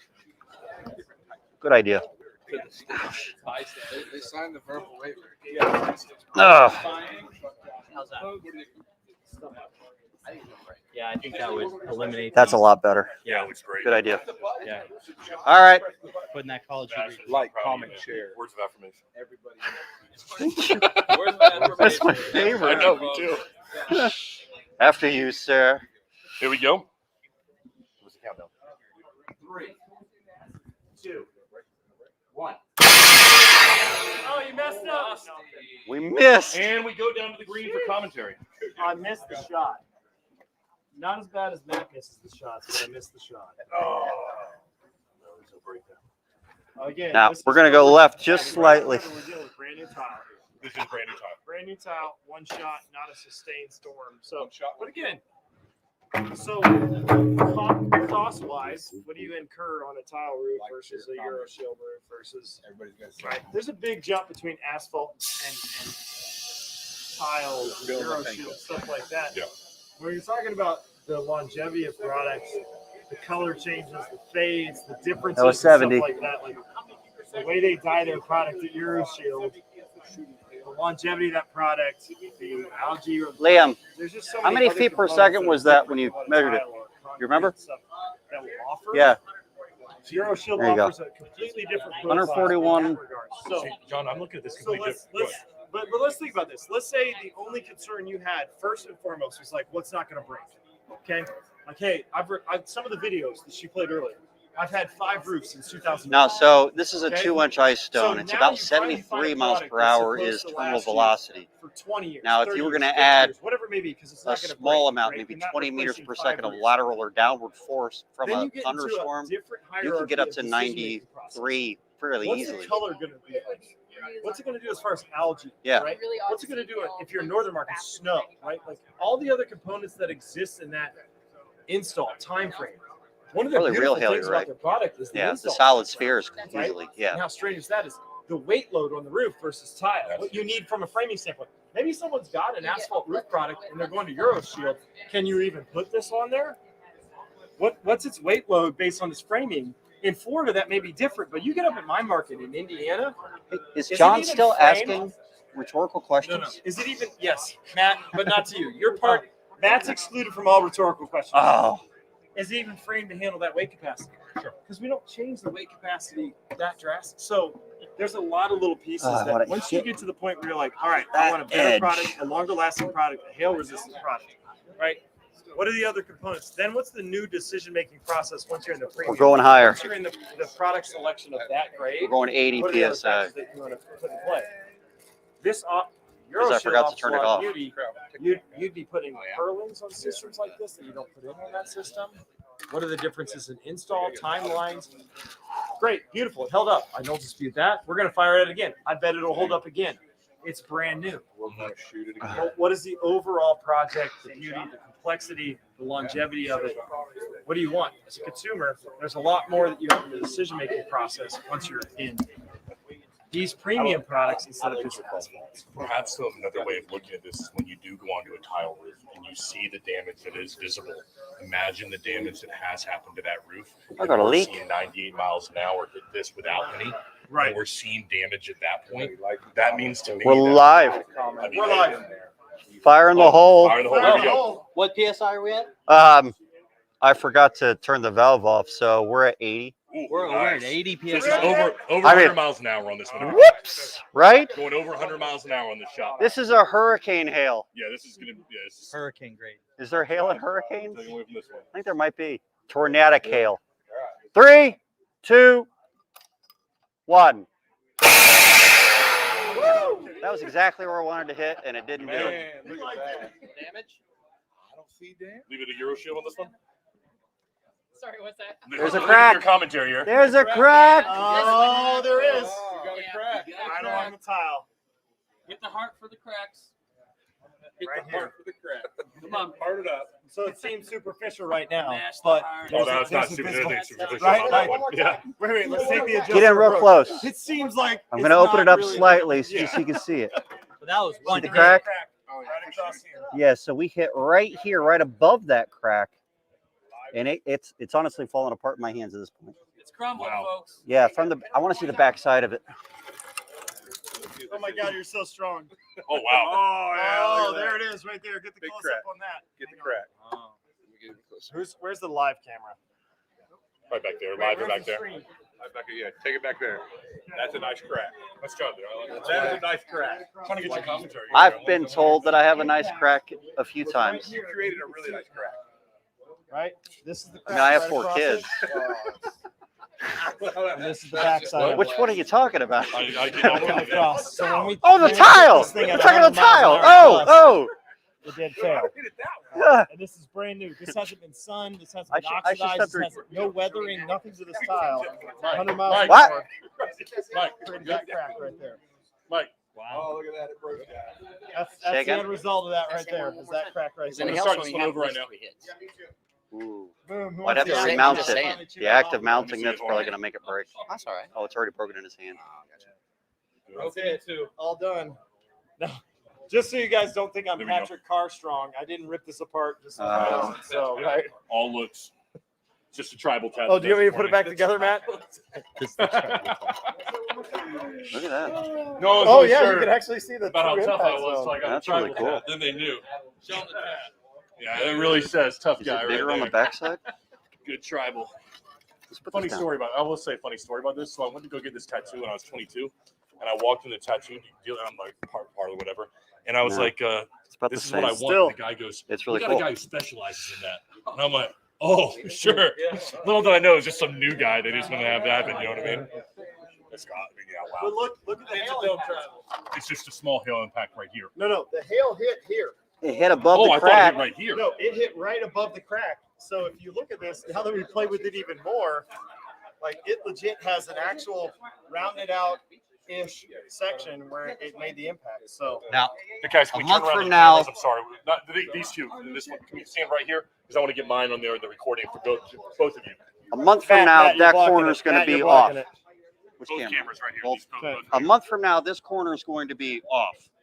And when it's off, then an adjuster is going to obviously say that it's footfall damage. From walking on the roof. Right. I mean, it's going to look exactly like footfall damage. By the way, footfall damage is not excluded in all peril policies. You got it? Yeah! Did you shoot the shit? I shot the shit out of this shit. Again, I'm proud of you, man. Who makes this? I don't know. Good times. All right, what are we shooting now? Take the tile out. Everyone's been waiting for your shield. There's no one that's not waiting for your shield right now. So it sounds like it's rubber next. Sounds good. Again, you're doing really good. Hey, on John, that, Matt. can you hold that end up slightly? Hey, TJ, you having fun? I'll put a second Your one in side's here. gonna fall down when you pull it apart. I have to say, Patrick, this is it's like going to a movie and you don't have expectations. I'll be honest, man. right? I'm enjoying this, Expectations, but I'm kind of but wishing I was I'm part of the being blown away. commentary. I've learned a lot. It's kind of sucky just Way being more the other entertaining guy. than I thought it would be. So I Yeah. think the big thing to take away Well, I am, from this, yeah. in my opinion, for both of us is this. Now we're about to try EuroShield right here, and I think this is what everyone's really been waiting for: is the EuroShield product to figure out if this is going to hold up. And I know that it will because we've seen it in the field. Let's lean it on the white thing. When you have a product, when you have a test like this, it's isolated. Right. Let's just take you take a shingle, for instance. Yeah. Okay? You hit it with one piece of hail and that shingle doesn't break. And an average hailstorm, that could be hit 50, 60, 100 times. Over It takes They fell on the floor in front of it. 50 minutes. Right. Yeah, and it takes time frame. one hit on top of an area of That that was my shingle drink, but that's that okay. is a weaker portion I'll that clean caused it up. that I'll clean it damage. up. Right. And so you have to think to yourself, when you That's see those damage on top of a roof, while it may look just like one, it's all the damage that you don't see. It's everything that you don't see that really is the damage you've got to look out for. We saw just a minute ago with that cement tile, it was a small crack, and then it broke into a lot more. And those are the things you're not going to immediately see. Hey, on top of the especially chairs from is a box the of sidewalk screws. when you're doing something like On top of the Right, chairs, Right. on top of the chairs is a box of Well, and I screws. said it's a small crack on the surface, but underneath there was those, top of the those chairs. lattice or those spiderweb cracks that had spread out. So that's, Exactly. I should yeah, pull up the it's shop back interesting. real quick. So I do want you to tell me this, okay? Sorry, Yeah. dude. It is just because I do know we tax season while we're waiting on this. I know taxes are what I want to talk about, John Cannon, Sure. but it is important. All right. Personally, you've saved me money. You've helped On my top of company the chairs over Um, there. Is it too late for people right now to get involved with you to be able to save money this year and be able to get the help they need? There's never a bad time to talk about saving money on taxes. So yes, the bottom line is a lot of people say, "Oh, I'm gonna need you in April. I'm gonna need you in January." And I say, you know, that there's still stuff you can do retroactively, like we do with you. But at the end of the day, now there's no time like the present. So get that taxreductionuniversity.com/WGR, Yes. World's Greatest Roofer, and there's a sign in. You'll get Where do you want me to hit it? Weekly tax tips, and there will be stuff that will be put out. Say, hey, if you want to go beyond the tax I tips wanna- and I get some wanna- help, I want to. yeah, that's how you get a hold of us. So I want to try to disengage the French cleat. Yesterday's history, tomorrow's a mystery, today's a present. All right, all right, all right. Today, folks. love that. I'm actually semi-camera for this one.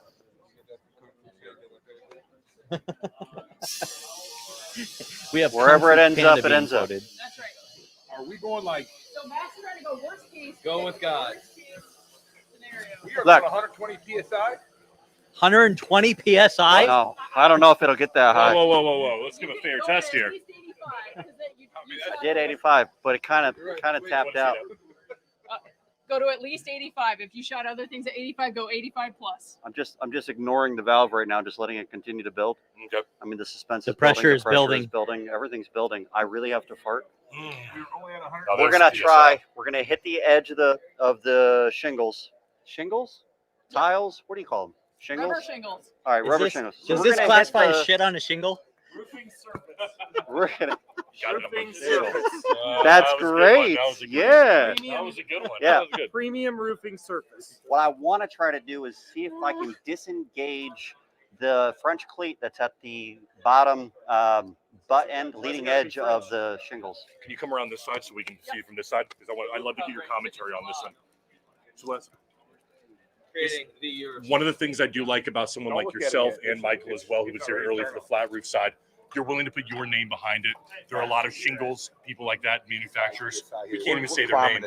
You're here in front of it. You're wearing the shirt. So there's something to be said for this is your thing. This is you. You put your name and your reputation behind your products. I think that's pretty damn impressive, if you ask me. We do. And What do you think, also one of John? the What's gonna differences, happen? typically, already know the answer. Now we're rating manufacturers shingles based gonna on their stand ability test. to Getting to a withstand the point hail where impact. it's gonna Let's stand rate test. John's drink. but they're not putting any hail. Oh, this is just This is green, green spot. spot. That's not even the old This is the One of best better Irish whiskey out there. I've ever had. So Love the hat, buddy. baseline warranty Love for the all hat. products Wait, we is a gotta do 2-inch diameter hail warranty. We're at And 80. it's a 50-year warranty. No, we're at 85. No, It's just actually, kinda you're right, maxing because out what I there. said during the presentation And I have a is little that leak. our hail-proof product, we offer unlimited hail diameter for the first 20 years, and after that, it goes to 2 inches. Was it labor and material was the question? Yeah, so our warranty starts as labor and all materials, all expense, and then goes to unlimited on our EuroShield product, so non-prorated through 50 years. So we don't for 50 years. So between 0 and 5, it's everything, dump fees, whatever, everything. So from that point through 50 years, it's 100% of the EuroShield material. We don't prorate that. So it's a material only warranty. I want one. If it, I found a lot. You ever mixed? Never mind. No. Can we come in real quick? I don't find that aesthetically pleasing. Bring a video in. My goal here is to disengage the steams. I don't think I can break through this. I don't think I'm going to be able to break through this. It's made of rubber. It's going to bounce back. I have shielding all around me. Otherwise, it'd probably hit me in the nuts.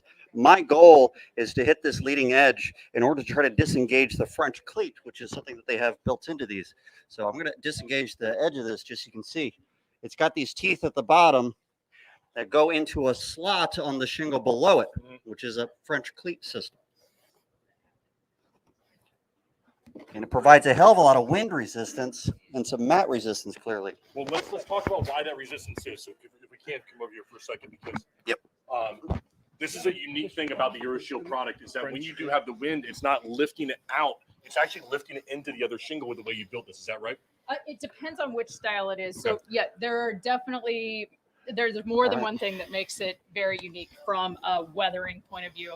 We've talked about the rubber, the hail, the impact resistance, golf balls, hail, whatever it might be. But part of what also makes it very different is that it physically interlocks. And more people are affected by wind than hail in the grand scheme of things. I would agree with you on that. Yeah. But if hail does disengage the cleat, then it's all bets off. Wind is just going to rip it right off the roof. That's what I'm saying. I'm going to break that seam. So I'm going to break it. Break it. I'm going to break it. Here we go. What's the PSI? What are we at? We're at 85 PSI. This is probably tornadic hail. Over 100 miles an hour then on this one? Over 100 miles an hour? Tornadic hail. Oh, definitely over 100 Make a miles meme an hour. about it, Tim. Call us later. Do you want to fire this one? No. You don't want the honors? No, you're doing it. I'm neutral. Do you want to count down? 3, 2, 1. You want to come around this way? You're gonna have to try again, Matt. I don't even need to. Come on. Oh, she said doesn't that. even need She's to like, look. that was weak. That was weak. So tell us about the EuroShield product, Matt. What do we see here? We see a ball of ice compressed across the surface. If I touch it, it would melt because my finger is warmer. I don't know what else to say. There's nothing that happened. It is in perfect condition. Wait. I'm a little upset about it. Check. I'm not upset about it, but I mean, you can't even. It's still interlocked just fine. Are you No, saying yeah. you're I So think it did not that is the disengage big at thing. Is all? the interlock? Was the interlock Now- affected at all? Is what I would say. To be fair. That's the big one. Did it change the interlocking feature or compromise where it locks in to help retain its overall integrity? And Now, there's the nothing. installation instructions told us that we're supposed to put a bead of sealant in that interlock anyway. No, On the edges. on the rake, just so it doesn't. Only on blow the back rake. For how Only on the far rake. in? You got to stay on this side. So are you saying that Yeah, we shit gotta- works? This is your thing. You got to stay on this side. all right? So I'm tell gonna us- sacrifice So myself. even though it wasn't sealed, and I don't know how far from the rake it's supposed to be sealed in, but let's say we just hit the rake, it still didn't disengage. From an interlocking point of view, the weakest part of a roof is going to be when you have the prevailing winds trying to pull apart shingles at the rake, no matter what kind it is from a wind perspective. And yeah, two things. One, if it can get under the shingle, and then also if it can get in between at the rake. So we do specify to basically glue the seams at the rake because we are looking for a roof that withstands anything. We're trying to do something different. And so when we do something different, it means gluing the seams. So to actually glue those locks together at the valleys and the rakes, because that's where you're going to have ice and you're going to have wind. But so look wanna at hit where right that here. shot. Look at where that shot was, though. Okay, you hit it right where I wanted to. right at the interlock, right between two tiles. I get it. This is Well, a full actually, tile, this would be right? the- Right, but but you're yeah. kind of between the edge of. I should have hit You're there. at the thinnest part. When we did that on some of the other tiles, that's where it really showed its weakness, right? So we kind of targeted what the other failures were, like what their weaknesses were. We targeted on the first shot on this thing, and it didn't fail, which is impressive, right? Like, but Yeah, look at it from some of the tri-laminate asphalt shingles that do really well, except for certain pockets where you've got a little bit of air behind them, and then they're in trouble. This, a little bit of air, well, it slightly moves. and we should note this was not installed by a licensed contractor, right, Matt? I'm not a licensed contractor. All right. The audience is asking to run it back. It was Can we run it also back? like we're 1 gonna shoot a a.m. few of this. Oh. We're gonna shoot a few of this. No. Just shoot the same place the next 15 Yeah. times I in a love row. The confidence. confidence. I want to Or- say something. Yeah. Your Let's go. shingle is boring because I can't break it. So I I- showed you, Matt. Break Matt, it. For my side, Matt, I do have a question Matt, for you can Matt. still shoot shit at it though. I can shoot shit I do out have a the whole question day. for my side, because I do have a question for you about this. All right. Here at National Claims Institute, you do have the opportunity to test a lot of different shingle, a lot of different tile, metal. You do a lot of here, okay? In your opinion, from what you've seen thus far with the EuroShield product, do you find it to be a superior product to what you've seen in the past? And I'm not just talking about hail. I'm talking about when it comes to wind resistance, installation, price. Is it worth it, in your opinion? I know that it's kind of you've got the owner right behind you, but I'll put you on I'll the spot. cover her But ears. I think it's a fair I question love- because of your reputation to ask what your thoughts are overall on the product itself. I can tell you Take a this: drink. if I didn't like the product, I would say it right to her face. I do that to a lot of the You do. vendors in this industry. I point out the bullshit that's there, or I try to help resolve some of the issues. I want this on my house. There's nothing else in this room I would want on my house. This is an easy to install system. It is clearly well designed. It is going to last through just about anything. The only thing that I don't like about it is that it smells like a tire store for about a month. Yep. Outside of that, and it goes away. It goes away. Yep. Once it's done smelling like a tire store, it's perfect. I have one question. Yeah. Are you saying this shit works?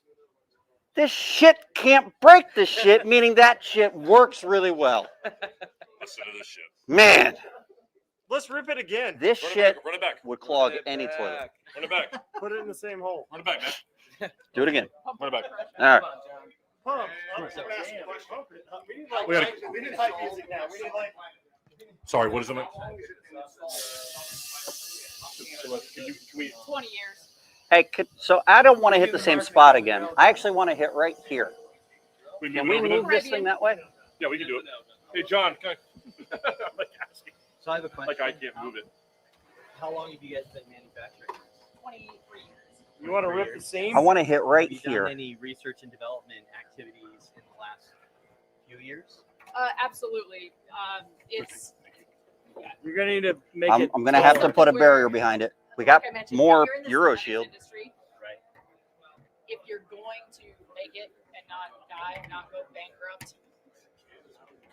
Just that. There we go. This is- Okay, there we go. Yeah, if you're going to make it in the You wanna synthetics hit the edge? industry, Yeah.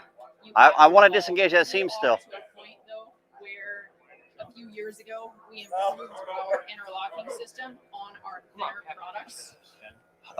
We want to take another EuroShield, put behind it. We had a pre-applied sealing strip, and it is We could roll this extremely EuroShield roof difficult over. at the factory to apply a Like sealing that? strip Yeah. that's dumb enough to sit around in a package for a few months and smart enough to then adhere to Activate. a synthetic, a Right. polymer or a rubber-based shingle. Let me Okay. Put the fat end on it just so it's got some extremely difficult. You stiffness get to it. 100% adhesion. Just which is yeah. 90-95%. You know you I like get it that. stiff. Right. Less than that. Wait, we're would good. you feel clearly comfortable not holding good that? enough. I'm going to hit to the left of it. So When we first came out with our half-inch product lines back in 2011, we used the pre-applied sealant because we didn't have it figured out how in a thinner product design to get an interlocking system. Okay. Because we saw how difficult it was to try and get a pre-applied sealant to be effective, we worked harder to figure out how to get an interlocking system. That's cool. I asked the question, did you That's know that there's a determined. tax credit for research Get and these development? interlocked. There is in Canada. Pieces? What are we we calling do take advantage of that. So there's, I'm calling them French Yes, cleats. yes, It's a so French it's cleat made in system. Calgary, Alberta, Canada. And that's adamant about disengaging the Well, front for cleat those on system Yeah. on this Euro Shield roof. US So side, I didn't he's know going to that. aim for the At its weakest point. which in theory should be its weakest point, right? Yeah. Absolutely. This Yeah. definitely should be the weakest point if there was going to be one. I think I'm low. If there was going to be one. We know who's not the weakest Hold on. point. Is he We're protected? mixing products. Oh, is he protected? He's got Euro Shield. It's fine. I'm good. He's gonna push the shingle. It's not gonna. I'm gonna hit to the left of it. Drywall or anything. Well, We're good. Watch your knee. Just. So the product is solid. There's so much confidence in your product that you can. Trust me, I stayed at a Holiday Inn last night. Okay, we're good. You stated. That's risque. He already has 5 kids. This now belongs to you. He doesn't I know where we was are, right? associated with that. Everybody got that on camera, right? We're good. You want to do that? No, we're good. All right. Nintendo is what their big draw was when I was a kid. Like we stopped there on like a family. All right, we're ready. Nintendo on the TV. I don't know. Is this me? Okay. Because the reality is, the hail would All break right. the edge anyway. If I can't break that seam with this, then it Where are it we at won't on the break. PSI on this one here? We're at 80. So we're at 80. So we're over 100 miles an hour on this one, everybody. Yep. Here we go. 3, 2, 1. Nailed it. Nailed it. Perfect. Back it out. Did it disengage? Nothing. Did it bounce out at all? Nothing. Why? You compress it into itself. I know. Shush. I mean, it's still interlocked. Like, I pulled this out of the interlocking feature to make that come out.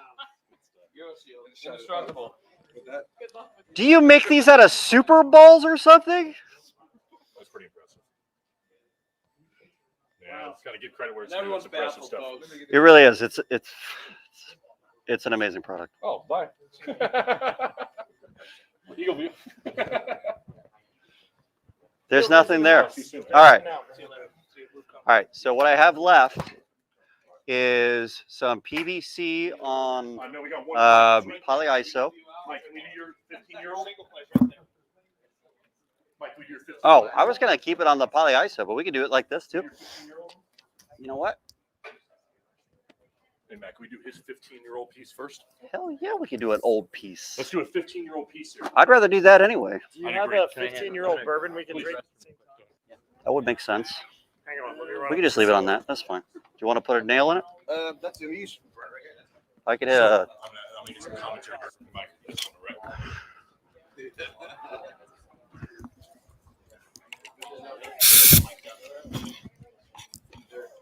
Denise, we good on the? Is it okay if I nail it? 100%.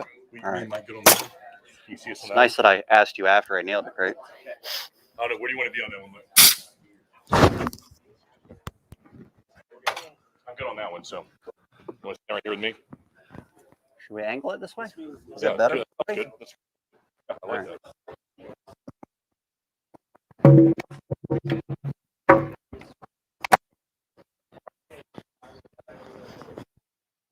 Watch your feet.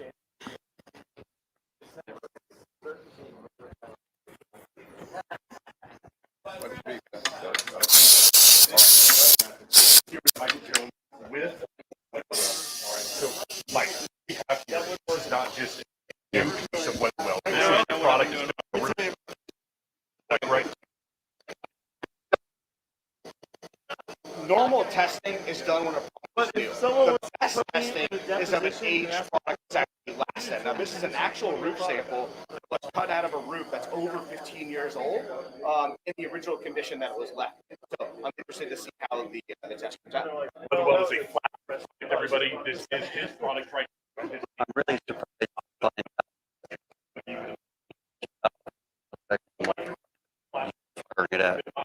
I'm firing at 6 to get to the right speed.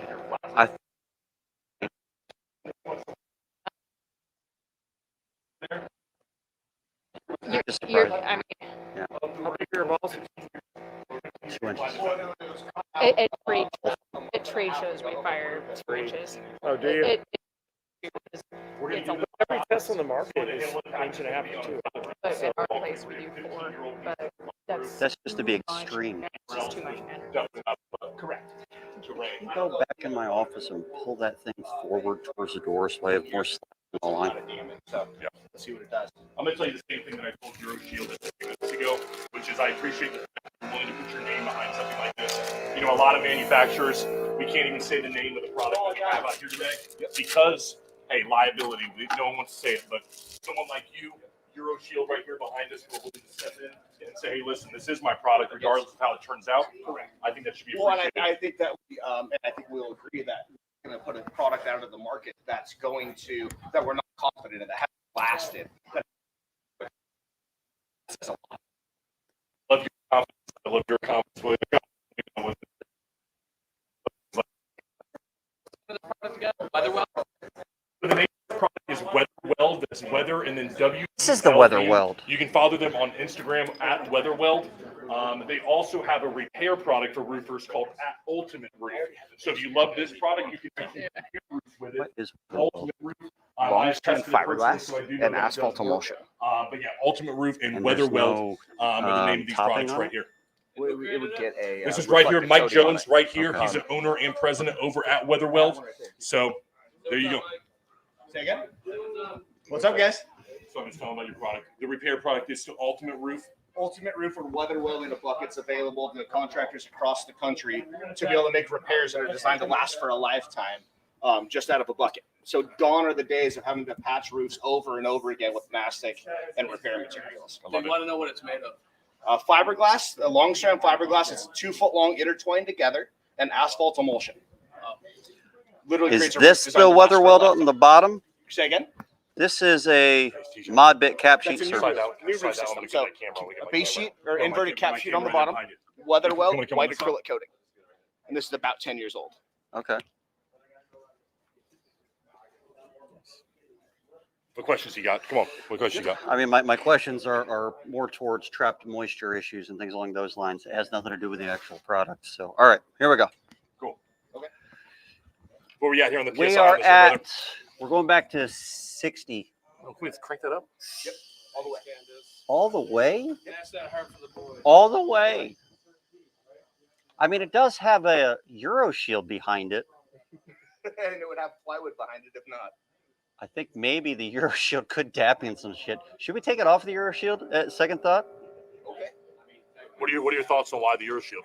Think it's going to bounce because of the rubber? I mean, yeah, Do you think it's not a fair test to that? it's not a fair test. It's not a fair test. Whatever you want to do. It's my fault. I nailed it right into it. Just hit it one time. Yeah. Hit it one time. Come on. Hey, man, just hit it. He's saying he owns it. What? All right. Let him roll with it. Look, it's going to be on plywood. I mean, anyway. if that goes, then hey. Hold on. Yeah, it's an easier test. Easier for your thing. It's, Oh, Calvin, pull it off. Sam. Oh, they Yeah. will pull it off. I was That's thinking what I'm harder because of the rubber bouncing it back off of it. no, it'll actually, yeah, Okay. it'll dissipate the energy. I was never very good at this whole math thing. Right. Yeah. So Much better Go now. ahead. Just give me something, pick it up, put it down. pick it up and put it down. Ah! Get to the chopper, the bridge is out. Get down. Where's the? We have to take it off.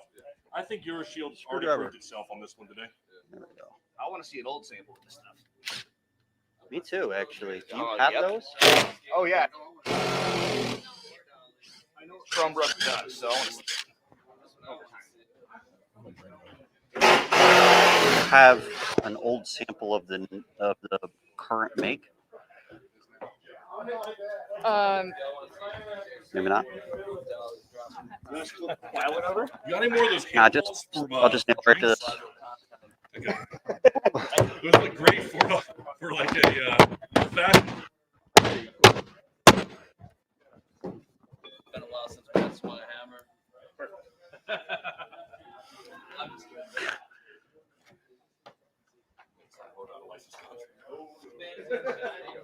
kidding. I'm just a PA, guys. All right. All right, everybody. Here Now I we have feel good about it. 15-year-old, over 15 I years gotta old leave. piece of weather weld flat roof product. Right here, the owner, Mike Jones, right here with us. Over 15 years old. We are at well over 100 miles an hour on this one right here. I got to fill it back up. I got a slow leak. It's So a flat roof product right here, over 15 years old. it's the coating is 15 years old, This is 15 years old. So they Well, cut the 15 years. product out of an actual roof. and then you put the coating on it. So the coating itself isn't There is no coating on this. It's uncoated. okay. It's not a coating. What you're selling, this isn't a coating. It's fiberglass and asphalt emulsion. Now, in Title 24 environments, it would get a white coating. This was black. Does that make sense? So you're calling the topping the coating, but it is a This is a liquid fiberglass applied. reinforced membrane. Sprayed applied, yes. Doesn't that make it a coating? It's considered a roof system or a coating either way. So this is itself just a roof system. There's no other roof system below it. Correct. I got you. There we All go. right, I'm with you One now. seamless spray on there. No seams. Got it. What we at, Matt? 80, 80. Over 100 miles an hour on this one. 82. 82. 3, 2, 1. Well, that one has some pressure. Ooh, that was some pressure on there. Whew. That was crazy. What was That was different? a real test right here. Hold on. I don't know what just happened. Can we see us in that one? Where we at?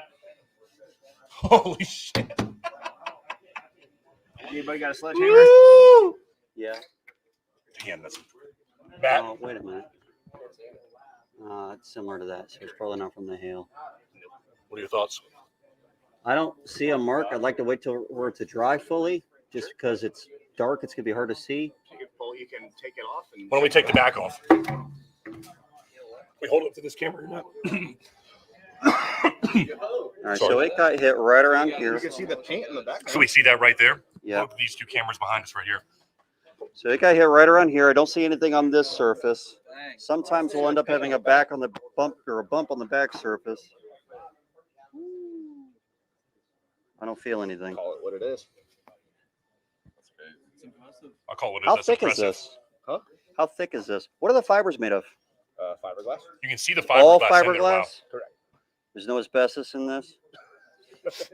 Nope. Get a good Euro whiff. shield. Got asbestos in it? There is a taste to asbestos. It tastes like cancer. What are your Yeah, thoughts on that as you there's look at nothing here. I am a little bit confused on what this product is, and I really want to spend some time talking to you about it. This is somewhat that? I unique. agree. Yeah, I think next Wednesday he could be I'm with you. Could be arranged. Can you be here? All right, so the next one, though, is a coating. That one's used as a coating, right? Hang on. Weather weld itself. That is weather weld on its own. All by itself. Yes. Now, when it needs to be, that's how it's sprayed. It's sprayed black. Now, it needs to be coated for either Energy Star or Title 24. Then it gets a coating on top of it. Meaning it gets a coating what is rolled that? or sprayed. That is That is weather weld. That's painted white for Title 24 in California. but you have a mod bit cap sheet It's a on new that. roof system, so you can't attach a new roof system directly to a deck, to a plywood deck. It's got to float. So that's a mechanically attached inverted cap sheet to a that was to insulation. Built up Inverted roof. cap sheet is crazy to me, but okay. Why not just use a smooth roll? Because All right. I mean, we can go through it if you want. Yeah, to understand that. yeah, if you don't mind. Yeah, so on a plywood deck, you want the cap sheet to buff against the deck instead of have the movement of the plywood on a plywood deck move against the base sheet. So you get 5 times the life out of a built-up roof on the base by buffing against it with granules than you do running a asphalt-based sheet over the top of plywood. It's called a buffer. So, and pretty much all Western roof systems installed in the Western United States over plywood have an inverted cap sheet. That's an actual roof sample. So is this. So it kind of looks like it's burned almost. What do you mean burned? Like there's a after it gets hit, like the. I don't know. I That's guess actually so that was adhesive attached to a Dens deck. really. This is dense deck here. That's the adhesive Okay, so there isn't a base sheet under, or This is there's a cap sheet that was laid down to the insulation and Weatherwell is sprayed over it. all right, so they didn't put a mod bit base sheet No, down. it's an They put this it's a stain- inverted on top of dense deck. Correct. With- Attached to the spot All right, pattern, which you so can see the all adhesive. right. Okay. Because we can't solidly attach a roof, or you can't solidly attach a quote unquote built up roof directly to a deck, especially plywood. Unless you use a base sheet. You can do it. You have to use a base sheet. You have to use a buffer sheet over plywood. Right. All right. So the fact, okay, I'm with you. So this is applied as a coating system. Over existing roofs. Over existing or roof. in new roof applications. So it's classified as both.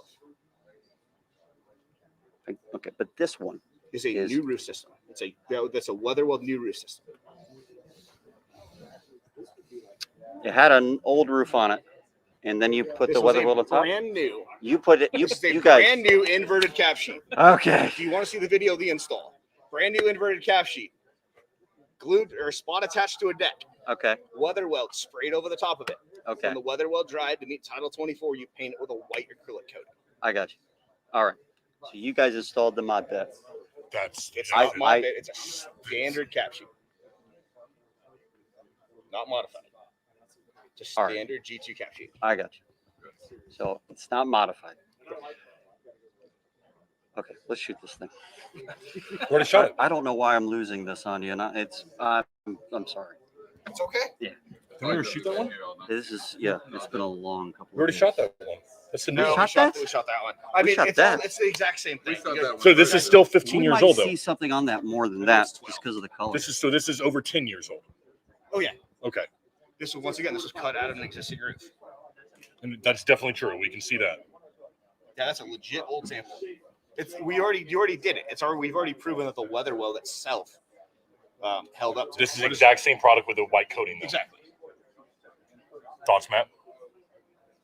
Shoot it. What are your concerns, Matt? That's what your mind is going. I think it's just. I think there's a misunderstanding. Like I'm misunderstanding. He's misunderstanding exactly what it is. So maybe I could. So The issue is that in building code there are categories for certain things, and one of the categories is coatings. I feel like this would fall under that category because it doesn't seem to fit anything else. Okay. Do you think? It's used as a coating in 99% of the applications over an existing roof. Okay. Is that a good for a new roof system? This is a new roof system. It's Uh-huh. classified as a new roof system for FM, UL, and Right. Class A. And It becomes the 40%. membrane. Yeah. Cool. Right. There's no difference between that sample and this. Besides, this was installed as a new roof system. Where we are stuck, I think, is it a coating or is it not a coating, and what? The cool thing is it's classified as both. This is Yeah. a new roof Okay. system, and it's used as a coating over existing roofs. That's the beauty behind Weatherwell, is you get the ability to have both. How is it applied, Mike? How do you even get this on there? Like, so if you're starting at the deck, metal or, New or roof? wood or concrete? New roof? Yeah, new roof, brand new. Let's just say it's over insulation with dense deck, for lack of a better term. You're going to spray Weatherwell. This was designed over plywood. So we have 5.2 inches of ISO. We're Correct. putting the dense deck on You're going to top. screw a dense deck Right. on top, and Right. our And then here- new system sands the base sheet. So we Okay, tape the so seam, it's- spray this is Weatherwell the directly top? over dense deck. Correct. This is the top. This So is the it bottom. does need a cover board though, So or you wouldn't do the dense deck, right? I'm just. Could you put it directly on a poly ISO? Say again? Could you put it directly on poly ISO? You could. I get issues with NRCA's Bulletin 8, which is the stagger requirement. We don't need it for a fire rating like everybody else does. So For us, it's just a substrate. why is this upside down? So wait. Because Yeah. I think I've got. this could be changed out with a standard G2 base sheet Okay. and have the same performance. Okay. It just so happens that the UL for that system ran over plywood, because once you do plywood, you get all the other assemblies because it's combustible. Sure. So over plywood, the UL for it calls for an inverted cap sheet. Okay. And all Western new roofs over plywood have an inverted cap sheet. Okay. How is it applied though, Mike? How do you even it's- get this onto there? So it's spray applied. So you spray the 2-foot-long fiberglass strands through a Okay. patented machine. Sure. Add 30 gallons, so 16 pounds of glass, so a quarter of an inch thick mat, simultaneously sprayed with 30 gallons of asphalt emulsion. creates a seamless roof that Sure. literally, like you saw that cinder block in that video. Right. So the same thing that we spray onto a roof can be installed by hand out of a bucket. Okay. And to be able to encapsulate anything that you can imagine. Wow. So literally a seamless roof from the top of a parapet wall to the bottom of the drain. Or over an existing roof, like on metal, start at one end, make it seamless all the way to the other. Well, how are you putting this together? How are you putting it together? Is it come in one big 10-foot roll? I mean, what is it? It's spray. Roll spray. So we Even bring the 6,000 fiberglass. gallons. Do you have to spray the? Do you have to coat the ducting or anything like that on rooftop units? Correct. So we make just like a spray we make foam. everything one seam, just like spray foam, just not Yeah. spray foam. It doesn't fail, and it's Does it have the same kind of rules?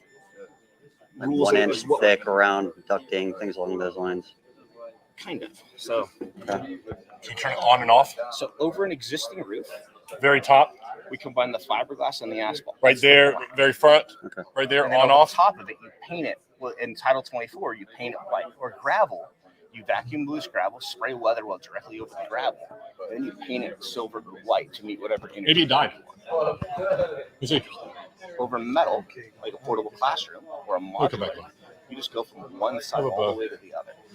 And you literally Come make on. it one seamless piece. So inside of it is 2 foot long fiberglass. It's all intertwined together. So I'm And not that's where giving it enough gets the time. strength. There it is. But it has a cutoff. These A73s. Literally the ability to encapsulate something we call one seamless piece. So much time. Without having to have any kind of a fluke filler or anything. There's no. It literally takes anything you can imagine to make it one seamless piece. So this is that assembly.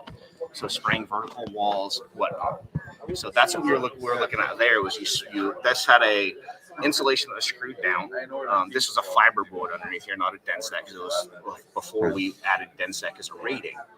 And that's the reason why it lasts so long. So this is an actual roof sample. If you want to test it, you can. It looks a hell of a lot better than a spray foam. Yes. Spray foam is the worst thing in the I know it's got all. Does that make sense? Does that make more sense? I'm following you now. Yeah. It was.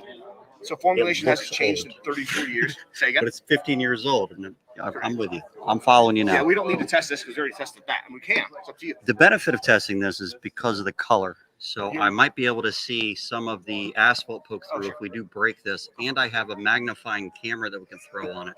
All right. So I would like to hit this surface. Let's do it. And it already has a very Thank you. severe hail rating on it. All right. Someone's asking, how's it a coating? How's it not a coating? It is a coating, classified as a but it's coating and a new roof also system both. able to be its own roof system. Correct. Which is the first roof on the planet that was able to be used in a new roof application and a coating both. Do you have the nail gun? Oh, yeah. Yeah, where's that shooter? Ooh, let's not do nail up, Matt. There you go. Anybody else want to go? All right, Erica says, okay, let's do the shit. And we're off. Thanks. Yeah. I didn't mean to give you a hard time. No, I like felt the hard I was time back giving and you a hard forth. time, actually.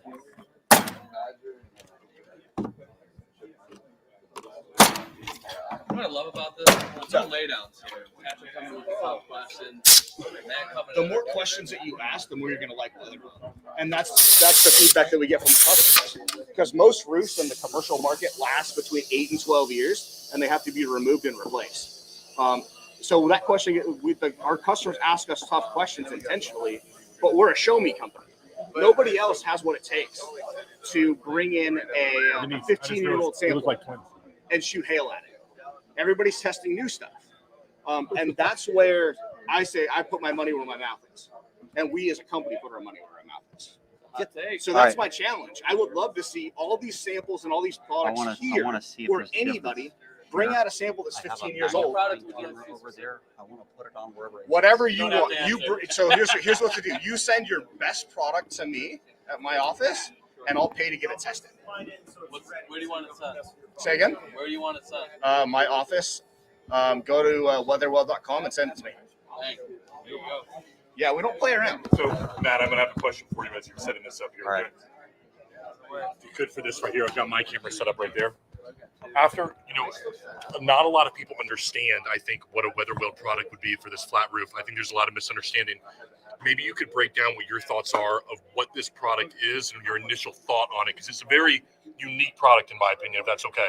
Yeah. So, And this one as well. We got 3.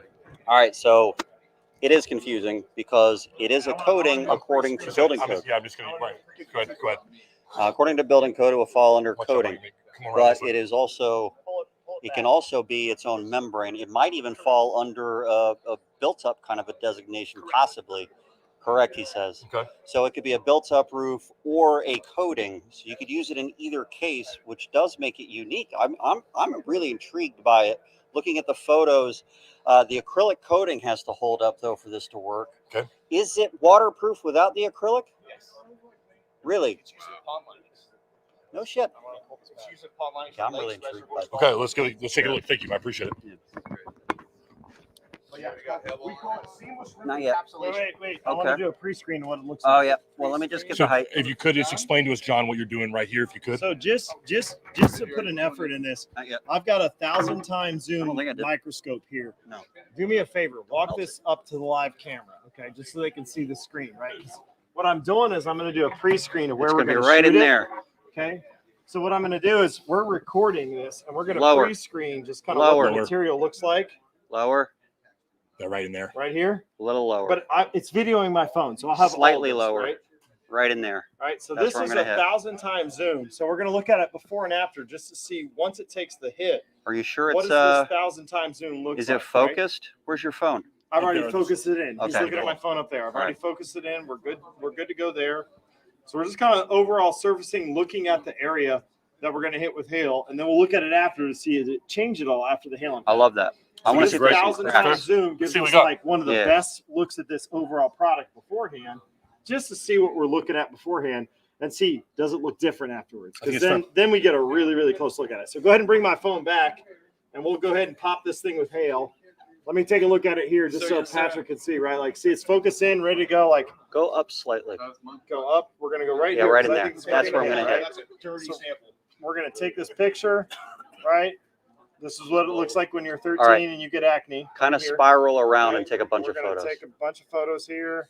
Do we have any 13-year-olds? Oh, Yeah. I don't if think we should solicit that. we wanted to see what Based on the And I don't material, think you I would should- anticipate there's probably going to be concentric ring type damage if it gets damaged. Okay, so look at I this. think that's pretty. Okay? I think it's pretty clear. Yeah. Look at the hairline fracture right here. All right, there is a Right, hairline. there's just a small one there. I don't know if it's from the hail, but It's probably going let's to be take below that. where we're hitting. right, but that's pretty low. We're We going haven't right shot it yet. here. We haven't shot this one. Right, I know. I'm just saying like that No, already it exists prior. Right, I like that's that we prior. pointed that out. Like we just want to find those things prior just to see what's going on there. Y'all, I'm not gonna lie. Look at my phone. State Farm's calling right now. That's funny. That's impressive. 7:30 on a Friday. What are they? What? Like, come on, right? Like, let's go here. All right, that's All right, pretty good. that's good. We got a lot of shots. You out feel of good it. about Get in. Yeah. Now, don't move anything. Put it in place. John, I'm gonna have you stay right here. Mike, Yep. can you come over here? I'm going to try to hit directly between those black dots. Where did I put down my? Oh, never mind. I know where it's at. Hail, please. Right here, Mike. What the hell? See, So what we've got here, folks, is we've got this is a piece that is a little over 10 years old. So this is not something that's coming fresh off a line or anything. A little over 10 years old. It was cut out of an existing roof, John. cut out of existing roof, so it's weathered. It's had any chance of rainfall, sun, oxidation, all the components that would exist and normally be exposed. What state did this come from? California from the desert. So California from so the desert. one of the most rigorous climates. So in the no country. snow. We can rule that out. No right? snow. We're ruling out any cold climate Correct, stuff. yes. Okay. All right. So everybody, this is a Weatherwell product, a flat roof product here. This is Mike Jones, the owner of the Just put company a here. knee So or putting a the name foot on behind that it here. board A to make sure little it over doesn't 10 have years any- old. See the board down there John, where my foot is? Just make sure it doesn't give. You went ahead and took some close looks at this. We're going to go in and look Yeah. afterwards if there's any cracks in it, correct? Yeah, so all we did was take this 1,000 times zoom right here and apply it, and it gives us the ability to take a really, really close look live on our phone, straight up shots, and we can save these photos to our phone. My phone's actually screen recording too, just so we have a full recording. And of do the you whole feel thing. comfortable with that, Mike? You think it's fair? Or do you think it's Oh, 100% fair. I have no idea what it's going to do. So assuming there's no additional damage after taking this hail, how big of a deal is that? I'd say That's substantial. unheard of. Matt? Substantial, I would That's say. never existed in the industry. Would you say it's? I would say substantial would be the word I would use. I would agree with substantial. Acrylic, right? Can not we get a silicone, favor right? of substantial as a good word? acrylic. Or- That's not Aggressive. I promise you that. Thank God. I'm not a fan. I'm not We'll either. talk. Can you That is see the it, TJ? worst. You want to have a leak? Try to repair silicone. All right. All right. I'm going to be a little bit higher than where I wanted to be when I hit, but that's okay. Not very much. I took some pretty good. We got wide, We can so agree we'll be that there's okay. damage to it. It came from the hail at this point. All right, we are at Where you at, 82 Matt? psi. Where you We're at? at 82 psi. So, folks, just so everyone is aware, we're at 82 psi, so Hey. we're well over 100 miles an Yeah, hour if on we this. break Hey, this, whoever wants 100 this is thousand never going to buy happen the at this equipment, speed send in it to real me. life. Say it again, Emma. If we break this, this is not likely to happen in real life. This is if a tornado made hail and threw it at it, or hail was falling and then a building explodes and throws the hail into it. Yeah, that's a Right. testimonial in Got itself it. right there. That would Love be how you do that. amazing content. Right? Love the Are we Mortal ready? Kombat throw right there. 3, 2, 1. All right. Who's doing my commentary Now, here? all right, we already know where it's at, so let's brush that off. Okay. Mike, you want to take a look at your product? I know what it's going to do. Okay, right here. You ready to wipe it off? Everybody good? Moment of truth. Okay. All right. There's really nothing that I can see with the naked eye. So let's take a look. Right? Where's your phone? You got this, TJ? Yeah, I got it. Right? Nothing. Okay, so you can definitely see we're in the moisture area. You can see the glistening of the. Ice particles. The ice particles, the water on here, and we know we have a hairline fracture somewhere down here that's not from the hail. But we get back up in the area where this actually hit. I just don't see anything that substantiates a question. Normally, I'd be looking for like a smiley face, a crest, a circle, anything along those lines. Hang on. Let's go back up here. God, there's just nothing. I want to see the back of it. No, I'm at the back of the thing. How does this stack up price point wise compared to other Good question. comparable things in the market? They always Give are. me a first. It's more expensive than a standard single player standard coating. But the question is, if you only have to install a roof one time that's designed to last for a lifetime, Go that's like got a 2 40-year inches NDA wide for the hell of warranty, it. how much does it cost over time? Yeah. And that's the thing that nobody asks, because contractors and manufacturers want to make material and put roofs on over and over again. I don't So see we add the anything life down. cycle cost of a normal roof that's $4 a foot installed, then you're going to be in the Have you 12 found to the hairline $15 fracture range again? Did it get over a life worse? cycle of 40 years. With this, you I think it was spend low. in the private market, you spend $7 a foot once, There it is, right there. and literally you don't have to touch it again. You think? Or in the public market, obviously with prevailing wage, it's a little bit more. But it's the cheapest thing that you can It do. was lower. is install a roof The once hairline that's was truly lower. designed to last. So what is the Yeah, most right in there. comparable offering in the market right now, and what percentage more does this cost? Figure that you're going to be 50% more. 50% more. 50% more for a roof that's designed. It to last. improved it. Take The it off. hairline is gone. Awfully hard looking. So you want to take? I like it. I mean, hey. It fixed the hairline fracture. So you can take a look at the back, Matt? Actually fix the previous damage? Rip it off. As in it actually fix the previous I mean, it is self-healing. Yeah, Not in this it's like a temperature, starfish, but it is guys. self-healing. Watch The strength, acrylic watch the coating. drink. Whoa. Yeah, Drink, watch. Matt, you've already broken one. Give me that. That's come on. But let's just for the audience sake, let's separate some things here, okay? Wait, look at the back here real quick. I No, wanna see this. But let's talk about the application of Euro Shield versus the application of this, right? well, we are talking One's about more a of a, flat roof. a steep slope versus a flat roof application. I just want to make sure our audience knows that, okay? So it marked itself. Yeah, because Against it's the shock pink. here. Turn your back, but raise it. We got more Can we show the camera here, Matt? If you don't mind, can we turn it around, please? So it, Matt, can we turn it around here? I want to show these cameras right here. those over there. So All what, right. what are we seeing right here? Is we have pink against this wood right here. So the pink target that's on this wood is actually spray chalk. Okay. And it has put itself, along with some of my own blood, onto the back of the shingle as it got nailed into it. So it compressed against that chalk and kind of came off on it. So we know that's where it got hit. I'm looking to see if there's any kind of a bump or bruise or indentation or anything. This appears completely unaffected at all. Unscathed. Now, in your opinion, man, you've seen this quite a bit. Now, you don't hold anything back normally. I know that about you. What are your thoughts after seeing this product with the hail test, over 100 miles an hour, flat roof, over 10 years old? How old is it? About 11. I mean, it's something. You want to take it outside and beat it with a sledgehammer? I kind of want to preserve it a little bit and do more tests. It's impressive. It really, it's That's why something. I love what I do. It exceeds all expectations. All right. So there's always a cover board over polyiso. Per NRCA, yes. I only Okay. do about 5% new construction. Right. The majority of what we do is over an existing roof because that's how. And TJ was talking about it earlier. You want to talk about reducing landfill waste? Is the ability to literally put a roof on once, leave the existing roof in place, because 95% of the time an existing roof Has a lot of moisture in it by the time they call you out. If it has moisture in it, then that gets addressed. But not all roofs have. You tear it off or you vent it, and that's done by a moisture survey. A lot of those vents don't work that well. you The got- Venturi vents are interesting, though. Well, that's the ability. Well, okay, so moisture vents are awesome. When we turn the roof black and we put moisture vents in it, then that superheats the roof and dries moisture straight up. That's the beauty of leaving your roof black because it self-dries itself. Now, there's times where we'll weather well the roof that has moisture in it with one-way moisture vents, and it takes 6 months for the water to get out. Uh-huh. And then once you scan it 6 months later, then we put the white coating on it. So that's the beauty of leaving something black, which superheats it, which turns the water into a gas and lets it evaporate. Which Now- could cause blisters and things. I mean, there's Sure. trapped moisture is a problem. Trap moisture is a problem. 100%. Trapped moisture for a period of time is a problem. Say again? Any trapped moisture over a period of time can be a problem. It can cause things like mold So- growth so between the trapped materials. moisture, They can degrade It inside. depends on if the building is self-thinning or not. Yeah. So a lot of what we do in the Western climate is over plywood, and plywood vents from the underside. So we don't run across a lot of that. Most moisture in a roof is located at drains and is located at ponding water areas. And those can get addressed without removing a roof completely.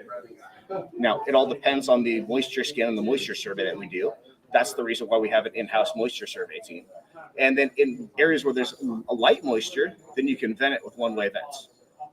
There's no rubber in this at all? Correct. No rubber? Okay. Straight So colloidal asphalt emulsion. not going to have any problem with a Tramex or anything. So why isn't this on the market in a more grander scale? The reason that we don't sell it in the private market is it's expensive. The same problem that you guys have, the same problem that EuroShield has with selling a higher priced product to contractors.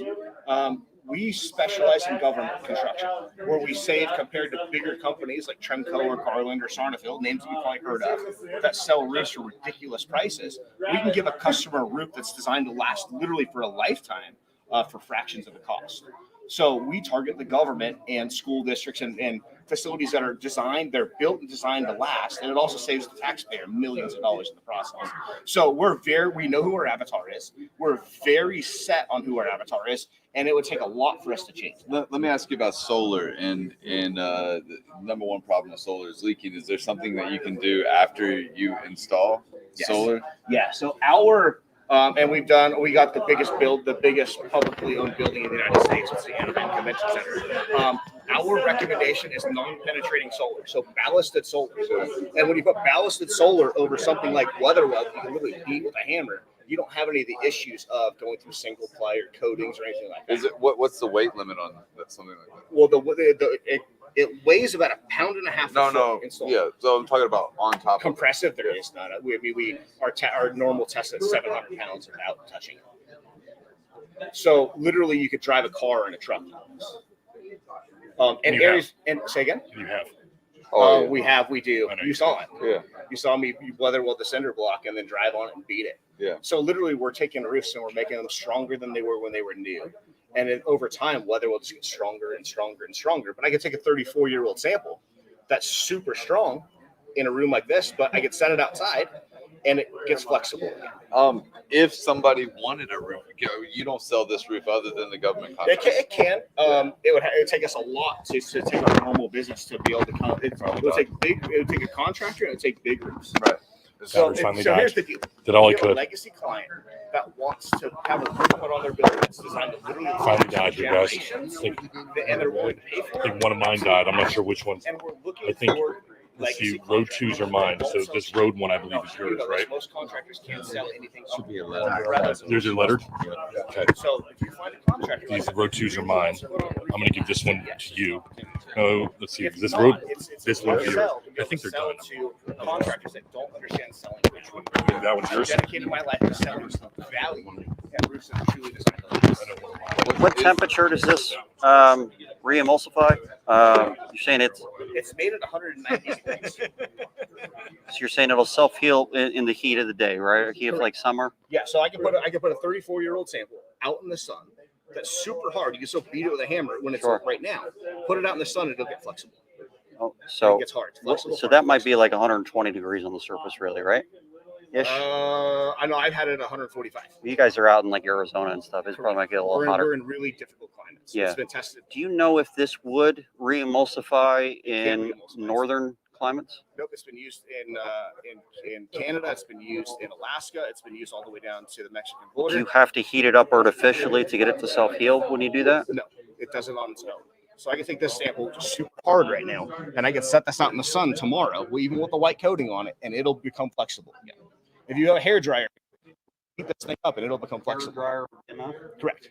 All right, so this doesn't happen because hail falls when it's raining, and rain would cool it down. But let's say you have a free hailstorm. Let's say it's 104 degrees outside, and we get hail. Sorry, I mean, my bad. Sorry. All right, so real quick, yes. we're gonna have to end the live. Yes. So Thank you. Yeah, so just so you guys know, but thank you guys for having this conversation. Hey, thank you for giving me the free publicity live. When I just hold on. said I'll bring. I want to say something, and then we'll go. All right, cool. Which camera are we at? Hey guys, so hey, I just wanted to take a. Hey guys, whoa. Hey, I wanted to take a second to thank everybody for coming today. That's left out. If you're at home or at work still, thank you so much for making this day what it was. Right now, officially, we have roughly 3,500 views so far. So 3,500 people viewed this live at some point today. And it's amazing to have the friends that we have or we've made today. And out there, we wish for you to be at an event like this soon. Or if you want us to do more events like this, please put it in the comments. So that way we can maybe come up with some more. Maybe Ty Backer will do it for. Hey. Yeah. Everybody who's watching needs to understand a lot of time, effort, people involved. Like everybody to make this happen takes a lot. But it's because guys like you want to bring the entire industry up. Yeah. Right? They're trying to bring education, knowledge, information, all this stuff, and bring the industry up. So I just want to make sure that everybody in the room hears applause for you, for the world's greatest roofer, for what you did to put all this together. And EuroShield, come on. We're not skateboarding. And EuroShield for you guys is no, I don't need to be in here. I put I came in here, but EuroShield, world's greatest roofer, put together a hell of an event for people to go back and watch, to be live on. Like the opportunity here just is incredible. So this is where the thanks belong. I'm gonna step out of this picture because this is where it really belongs. Thank you, Leslie, and thank you guys so much for being a part of this event with me. Of course, I feel like I was with you guys. Well, thanks for the opportunity. Honestly, it's fun to be part of an event where really, what are we trying to do? Like John was saying, is doing something different for raising the bar, doing something better. Yeah, this event will change somebody's life out there, or will help them to understand roofing better. And that's what this is about, and helping more people that might not ever get an education. And I appreciate it. Thank you, guys. Thank you. All right. If you're out there, John, Patrick's going to end it? Oh, they want you to send them off. What, end it? Yeah. All right, there we go. All right. No, I don't say. I'll end it then. Thank you all very much for joining us again. We had TJ, EuroShield, everybody who made this event absolutely possible. I do want to reiterate this. The people behind the scenes right now are really the ones who make it happen. Ty and the entire behind the tool belt, man. What you guys have been able to accomplish here and putting this together is second to none. The way that you know that is this, and here's how you got to look at something. Has it been done before? No. So you look at all these big conferences. Have they gone live for any more than an hour, maybe two? These guys put together in a period of showing up here last night. Where did you guys travel from? Pennsylvania in one night put together a 16-hour live event across multiple platforms and did it without a hiccup. The only hiccup they had came from Facebook itself, given an 8-hour time limit. In my opinion, there's no more professionalism that you can ask for than that. So behind the scenes, what these guys do behind the tool belt, quote unquote, is nothing short of impressive, you guys. And I know that TJ, myself, EuroShield, everybody, this event is only possible because of the professionalism that you all have. So thank you very much. And behind the scenes, you guys are amazing behind the tool belt. So thank you all very much for joining us in this live feed. Thank you to TJ, EuroShield, and everybody, all the sponsors. Till next time, everybody.